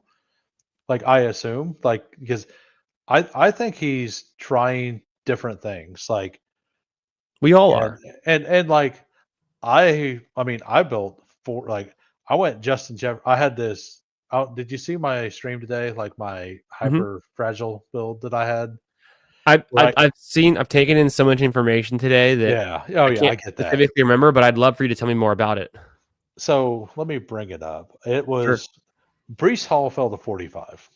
So it and then I decided just to take Joe Mixon on the wraparound. Um, it was So Brees Devon. and Mixon. Yeah, so I went Devon A Chain. He fell to 21. Josh Jacobs fell 3 picks to 28, and then Brees fell all the way to 45. And then I was like, let's just top this off with Joe Mixon. Why And not? I started with Justin Jefferson. So like I went Jefferson and then those four guys, and then I ended with uh so team ended up being Drake May, Bryce Young, Daniel Jones. and then Achane, Josh Jacobs, Brees Hall, Joe Mixon. Wide receivers: Jefferson, Godwin, Golden, Jaden Higgins, Josh Downs, Xavier Legette, Quentin Johnston, Demario Douglas, and then Hawkinson, Mason Taylor, and Jatavian Sanders. Once again, a back stack of Bryce Young. It's always difficult to pull off and like the hyper fragile in the way that I do it, because I always get stuck with receivers like that you just mentioned, and I'm always just kind of like, ugh. I don't like Chris Godwin. If I have I think the hyper fragiles that I've always disliked whenever I do them are the ones that I go are running back in the first round. I think if I take a wide receiver, like I feel you're right. better. You have Justin Jefferson. Yeah, I have think I Jefferson. forgot That makes that me piece. feel really good. And then I got Chris Godwin, who, if he was fully healthy, would be going in the fourth, right? No All right, doubt. let's do we want to just take Pollard again? Or do we want I think we Jaden Reed? pivot away since we're pretty strong at running back. All right, not Igbuka. Do you want to go Reed? Yeah, that's fine. I don't really want. Oh, I didn't even think about it until the last second. Yeah, I think with the Bucks, like with the draft capital, that you have to, like, it's because of the draft capital. I don't like pairing all three of those together, and maybe that's wrong. You're right. But like adding McMillan to this, fine. Adding Kate Otten or Rachaad White to this, fine. Like, but adding all three of those guys before round 7 or before round 8, I don't really love it. That's a good point. We can go Burden. I think we took Mooney over Burden last time. You want to do Burden this time? Yeah, let's take Burden. I'm kind of bearish on Burden, but like, okay. And I mean, we have like, I don't like him if he's you know what we could have done? It would have been a big reach, but we could have taken Higgins. Oh yeah, we could have. I wonder if his ADP is not going to finalize on that side because of that. Like, he's either going to fall 8 picks or get moved up 8 picks. He's going to move up. Yeah, and that's kind of what I think. My gut feeling. I think more people are going to get bearish on the Bears, so just because they don't know what to do. Like, all the ones up top have been falling and Luther Burden hasn't really. I think that's backwards. You really want a Mooney? This is a very civil room that we're in. A lot of best ball gentlemen.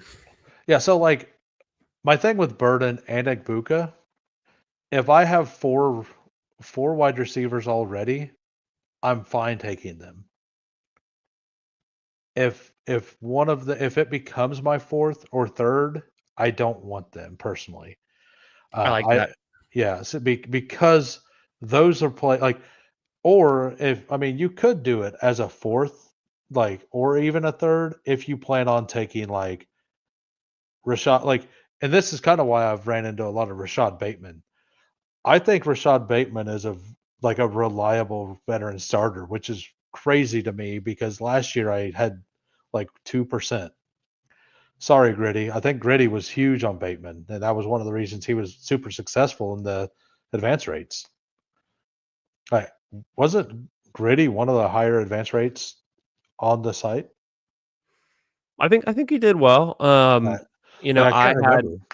had a lot of Nico Collins in Best Ball Mania last year, and so I didn't have I think I was at the field or like a half a percentage point below the expected advance out of the regular season, and then I didn't make it to the semifinals. My last BBM died in week, 15? I didn't even make it to week 17, so I had a rough go. I didn't make any to week 16, so yeah. Oh, it's whatever. Did Gritty take MHJ again? He did. Yeah, he did. Yeah, so maybe he's listening because he's in here. He might pop in and say, "Hey," he's sometimes around. I mentioned that, and about the only thing I would really do different is take Kyler there. He comes in to tout his big board advancement. There he is. Swinging it out there, 81 out of 150. What up, Mike? I knew he had a really big advance rate in something. Like, that's awesome. Like, people could make fun of what he does and stuff, but like if he's been if it's Life's a good sport. successful-ish, like yes, all the money is at the end, but it wasn't what he didn't completely not work, right? Eh, BBM we was 20 to just don't 30. know. As Yeah. it a 2023 phrase, we Like just don't I know. wouldn't do the things that he does or was doing. Like I've built a team or two like that. But Egbuka here, Ibuka is yeah, still there. why not? Like, well, hold on. Baker, we cannot get Baker. So I think we can't do it. Yeah, I think We go Mason. yeah, we go Mason. And then I think I know who I want next. Ah, Yeah. You well, were there. You're already showing it off. And I think it was kind of obvious. I just thought I was like, maybe Mark Andrews is there. He wasn't there. I typically Yeah. want to stack at least one pass catcher with Lamar. Yeah. And it's not Devontae Walker. It It's never was, like, and I overdrafted him man, terribly last year. oh, I think I had 14% Devontae last year, and he wasn't even drafted at 100% of drafts. Yeah, I think we just take Bateman, call it good. It's tough because I've never seen this kind of value on Ibuka since he's risen up I mean, to you could if you really want it, let's do it. Let's do it. Like, do it. It never yeah, happens. yeah, let's. I don't like, and Egbuka plus Burden is probably kind of rare. You know what? It's funny that I Burden and Ibuka were both going higher pre-draft best ball, and I kind of like the landing spot just fine for both of them. We had a comment from FF Explorer. How you doing tonight, my man? Hope you're having a good Tuesday night. He wants to know, if Ben Johnson likes these two tight end sets, won't that affect Burden? I'll give my quick thought, and then I want to throw it over to Hoohames and get some of your thoughts. My first thought is, doesn't that affect Romadunze? I Hoohames? I mean, my thought is Dan Campbell was a tight end in the NFL. Do you think maybe Dan Campbell might have been more on that? And maybe that's why they were such a running team is because Dan Campbell played that position. He was a better blocker when he played than a receiver. Like he was competent as a receiver, but maybe Ben Johnson and all the moves Ben Johnson's made since he's went to Chicago kind of makes it feel like maybe he wanted to pass the ball a little more. Uh, Hmm. that's my take on that whole situation. Like, I think I did hear a quote about Komet still having a role, and whether this is coach yeah, speak would have to. So I I think mean, there's something to it. I honestly wonder, like I was saying during the last draft, isn't Luther Burden just a reroll on Romadunze? Romadunze was not that it's great last year. yeah, and I think this is what Steve was about to say, but Egbuka, where we got him, yes, we don't have Baker, but I kind of like Yeah, being a elite quarterback team. It leverages Baker, right? Like if all of those go it does. off, but Lamar gets a 2 rushing touchdown game, which is going to be more rare now with Derrick Henry. But let's say he has one of those big games. Like if he has 2 more points than Baker in that week, like even unstacked, like we get all of the value from the wide receivers from the Baker stacks, right? Yes. So I mean, I don't think we should pull him up. I I think we just risk It's a it. question. I do think that we hit quarterback real quick. Yeah, yep. Yeah. Hit wide receiver. I think I think we do that. You want this version Yeah, of it? yeah. I think we do that. No, no, no. The other way around. Null first? Yeah. Coolers is on the end. He doesn't want unstacked CJ Stroud. No one does. No one should, but that doesn't mean no one does. I think that's fair. I think that's fair. And like, Non-derogatory, that's fair, because my only thought was and we might have too it much. wouldn't break it if we missed out on Knoll, but I like the upside with Knoll. Yeah, we might have too much wide receiver power. Maybe that was a bad pick, but I think this is fun, if nothing else. Like we're leaning into those three running backs. We're done at quarterback. We just bought ourselves an extra spot, which we kind We're of gave probably away. done at receiver. Yeah, we're done at receiver. We're done at quarterback.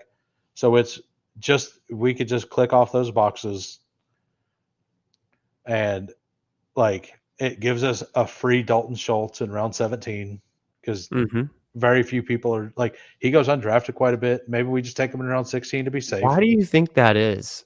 Why are people so off of him after 1 year? Because he was a mid-round pick last year. He was probably going in this range, 120, 130? Was that what he was last year? I can't really remember, actually. He was a pretty early pick, right? Schultz. I think he was like round 12-ish or something. Exactly. Yeah. But now people are just out on him when all that changed was they got a different combination of wide receivers, a lot heavier on the rookie side. And they did draft the tight end out of Iowa, but it's pretty late. And they've had a really bad go at trying to replace Schultz with rookie tight ends over the last couple of years. So I mean, I think Brevin Jordan actually looked reasonably good when he got to play. Going back to the 12 personnel thing for the Bears. I mean, I do believe they're going to use it quite a bit, but I mean, we're just looking for spikes, right? With Luther Burden or with Rome or DJ Moore. And I think PPR Tyler has a good point that like Rome has the body type that's more of the X. Like he may end up in the sacrificial X or something. And that's not exactly what he said, but I don't know which of those receivers, if any of them, are good at blocking. For the Bears? Yeah, but Burden is 200 pounds at wide receiver. So I know that he gave up on plays and stuff a lot. And Loveland can block, right? Loveland. Yeah. So, but like Loveland's also not a receiver. So they have to have two receivers out there even in 12 personnel, right? No doubt. So like I don't know how like I personally don't know where DJ like we don't need wide receiver for sure. Yeah, let's just look at and I don't think we need more bucks. Like holy smokes. Yeah, I look at the value. I know it. I don't think we can. I don't think you don't think so? No, I think Braylon. Take Braylon. You like Allen? Yeah, let's take Braylon. I'm gonna let you shift me on to Braylon Allen. He's not someone that I click. I'm a slight fade on him. It's contingent value. They definitely want to run the ball. Everything in the offseason they've done has said they want to run the ball. Breece Hall isn't a superhuman. He can get hurt. If he gets hurt, like I do like Isaiah Davis as well, but like they will run both of them if Breece Hall gets hurt. And they've also like they could just run all three of them all season and make it ugly. Like I don't think that happens. I think that when they get into camp, they just do that. And I think we need to take some sort of a tight end here. Yeah. I would push for either Henry or Ertz. Your take? Either one's fine. We took Ertz earlier, but it's like Henry. Henry makes sense. He's fine. I was trying to think if there's a reason why we would want one or the other, but we have no connection. My thinking on that is very, very, very thin. Yeah. And we don't have divisional correlation, but we do have conference correlation. So there's more likely that either one of our quarterbacks will play him, right? Like, yeah. And we just took Ertz. Like in a vacuum, I do prefer Ertz. But like, there you go. Conference correlation. You heard it here first. There's actually a chart somewhere. Somebody gave it to me. I lost it. It had a list of all the teams and who they play. But New England probably doesn't like they probably play one of those two teams this year. I don't remember what divisions that what do you know what division the Texans play this year? I have already forgotten. Yeah, I've forgotten all of them as well. So like if the East plays the North, like if they don't play the West, like you have a very thin chance. And the random game is based on positional finish, so they won't play them based on that. So Mm. Hmm. um, yeah, so with Braylon Allen, like the Jets want to run the ball. They have a they should end up having a very, very solid offensive line this year.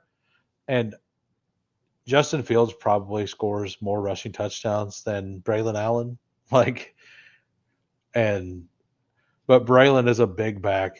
And if he carves himself out of role, it'll probably be more short yardage goal line stuff than anything else. And in a team with CMC and Connor, like we're kind of relying on them to be really good, right? Oh yeah. And getting a touchdown or 7 points on a bye week or something could help. Like it's nothing great, but like if Brees goes down, Braylon could just be the guy on a team that's going to want to run the ball a bunch. Yeah, I was slightly hoping we might get Dobbins again there, just because Yeah. this is a range where there's not a whole lot of differentiation in the running My backs, and my favorite click here went 2 rounds earlier in Eckler. yeah, he did go early in this one. Yeah. All right, go back. Let's look over running back again. I mean, we could just take Devin Neal or Roshan again. Open to it. Obviously, there's Yeah, 3 tight end options here. let's just take Dalton Schultz Yeah, just and get it over with. lock that up. We know we're going to do it. I don't think Coolers was going to do it to us having 2 tight ends already. And honestly, I'm fine with Neil, Roshan, or Marshawn Lloyd. So if he takes 2 running backs here, it's not that big of a deal. Probably don't want Otten on this team, would we? Or No, do we just want to onslaught and just be like, no, I everybody? think the $3 pass catchers without the quarterback is plenty, So especially. Neil, Yeah, yeah, I think we kneel. and then Neil And, obviously and has that contingent upside too. He has to prove it and win the role, but I think he's got a chance to beat out. I think we might have made a mistake here with Neil, but go down. Oh no, we have 2 tight ends already, right? We do Uh, now. We have Hunter yeah, Henry and Schultz. I'll go ahead and just say what I'm thinking. With our next pick, we just take Keaton Mitchell or Justice Hill, either or, whichever one you Mm, prefer. Um, I think yeah. that'll tie this together quite well. Uh, they both shouldn't like maybe Justice Hill goes, but like to me, and I'm not like heartbroken to have a no stack uh Lamar team if it happens, right? Yeah, I mean, I was saying earlier, I searched Lamar and I'm looking for Yeah. Ravens. I Because typically prefer him stacked, but we don't have to yeah. force it, and there's no other out. What are we gonna do? Yeah, Take yeah. Kylan No. Wallace? Yeah, Keaton Mitchell. I mean, Yeah, is the other out? right. Either I one that mean, works. Charlie Kohler was that? One hit wonder. Yeah. And we get one of those and then take a third tight end and call it I think good. so. This isn't the cleanest team I've ever built, but It's funny the way that it worked out around the Bucks wide receivers. I don't think many yeah, people will have that. it's like, and we randomly got like Jaden Reed, Luther Burden tied in there. Uh, like the Hunter Henry, Dalton Schultz plus another like no, like very like maybe we end up with Juwan Johnson again.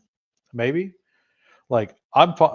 I think Theo Johnson needs to be drafted a little more often than he is.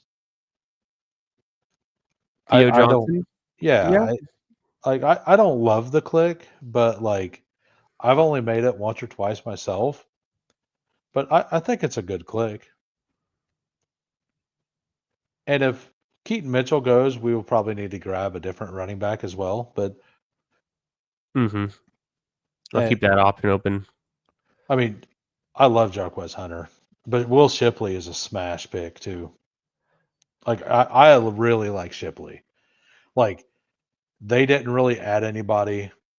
Uh, yeah, I know Steve likes Shipley as well, but Shipley go. Yeah, there he goes. he doesn't really have anything to worry about, and that offensive line is nuts. And So we that was grab one Missile. yeah, that was one of the reasons I actually faded Saquon a little bit last year was because Shipley? I well no, it was because of the offensive line. Oh, Their offensive line was going to be good, but they had Cam Jurgens replacing Jason Kelsey. I'm a big believer that the center is very, very incredibly important. Like sometimes the center quarterback just can't get it together. mhm. And yes, he was a couple years into the league, but he hadn't actually played, right? And I think we take Juwan again. It makes sense. We've already got Neil and then Yeah. obviously Yeah. the Bucks, so it Yeah. makes sense to Exactly. me. Yeah. That's kind of why my eyes were drawn to it. This is a very different team. Yeah, it is. Like, yeah. I don't know what I think. I think the running backs are good enough. The tight ends, it's a late tight end approach with a lot of value, even though he reached on Henry Yeah. and Schultz. It doesn't matter after round 14. Like I said, the running back room is strong up front. We got a guy I like in Jordan Mason, and it's a very unique wide receiver room that still has We a ton of firepower with Nico and Mike Evans for any given it, week. we Maybe have Godwin five is healthy, and we have five wide receivers between two teams. So which is crazy. bye weeks might be an issue. Well, how Um we took like if we only took 7, right? So yeah, literally if we might just have two wide receivers healthy or able to play, and that being Jaden Reed and Luther Burden. and Like still like we could still be the second best team in the like pod. yeah, I mean But no, you I know don't what you're you, saying. That would yeah, be I mean bye week hell. I mean if that happens, we're pretty screwed for that Yeah. week. But if this team smashes, right? So It'll be a fun one to watch for sure. yeah. I don't know. I'd probably label this one as as the Yeah, I Tampa Bay Miracle or something. this yeah, that's another point. If Baker or Stroud misses significant time, this team is very hurt. Right. There's Yeah, no and we've obvious seen that with backups. with Yeah, the mega stacks of the Dolphins last year. Like that's that, what happened. yeah, that's exactly what happened. The team was not functional. And I mean, I don't want that to happen, but I was a big the guy Kyle Trask. I was a big Kyle Trask Mm, guy coming out of really? college. I was actually very out on Kyle Pitts because whenever I went and reviewed all the film of Kyle Pitts in college, all I Yeah. seen was completely perfect throws to him From over and Trask. over again from Trask. Every single one hit him in stride on the run. Hmm. So I was big on Kyle Trask, and I wasn't out on Pitts, but I was like, if he doesn't get this exact situation where he's running at full speed already, is it going to work out? Gotcha. And Yeah. And Pitts it's has kind of been underwhelming to yeah, say the least. yeah. So yeah, I like the team though. Let's go over it. Got Lamar, Yep. and CJ Stroud. Just a running back. slight unfortunate situation where Lamar's not stacked up. I think we I, compensate, maybe even overcompensate by having Stroud triple stacked, and then we have 3 Bucks receivers. to be honest, the mistake we made, if we made one, was Jalen Noel. Um, like if we would have taken a tight end there instead, uh, Likely. yeah, likely was gone at that point because we would have Oh, had a yeah, he pull. was. He was. We would have had like likely there would have been fine. Like we ended up pulling a guy up anyway, so that like taking likely instead of no, like no, that was right. Likely was likely there. He Go back got and look. taken before our pick consideration. If we look back at it, likely went here in the middle. Pick 148. We would have had to take him at pick 134 or 131. Yeah, and that's actually where you were trying to pull him up to. So Yeah, like that was probably the right call. I've seen likely falling quite a bit lately I have to. because so like I honestly was 50-50 on him coming back to us. Um I didn't and expect Bateman to make it back to 131, but I mean, Ekbuka yeah. from 88 to 110 is even more rare. Yeah, no, like I think we did the right thing there. I love Bateman and Bateman's my number one target to stack with Lamar. To me, like Bateman had 9 touchdowns last year. Yes, that can regress. Lamar had 41. That can regress. But he looks for he looks for Mark Andrews and Bateman in the red zone. Bateman is a 10th round pick or an 11th round pick, like versus Zay Flowers, who only had, let me look it up. He only had a few hundred more yards than it's like I think Bateman had uh he had 756 yards and 9 touchdowns, and Zay had like right at 1,000 but 4 touchdowns. So like Yeah. it's 200 and some yards difference, but 5 touchdowns difference. And yeah, that can Yeah. regress a little bit, but you're getting a 6 round discount with massive draft capital implications on that.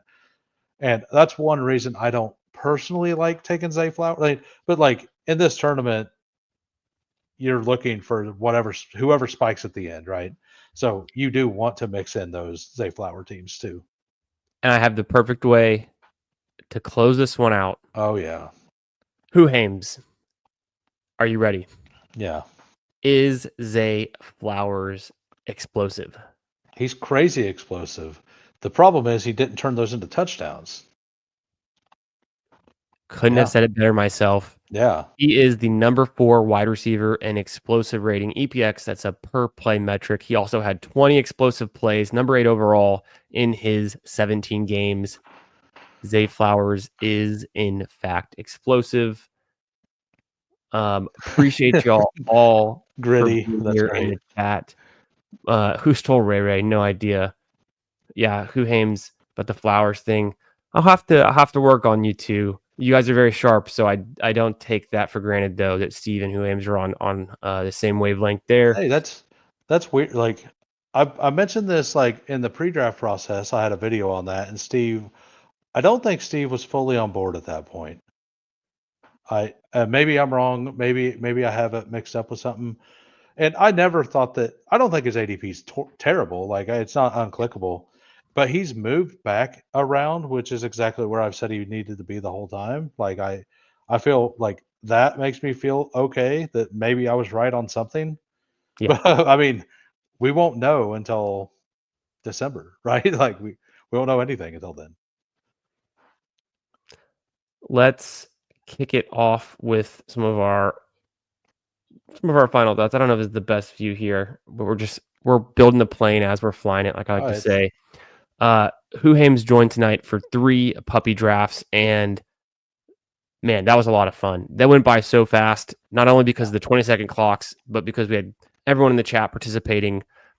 We talked a lot of ball, and I just want to throw one last pitch. If you made it this far, you're already subscribed to the channel. You're already subscribed to Hoohames' channel as well.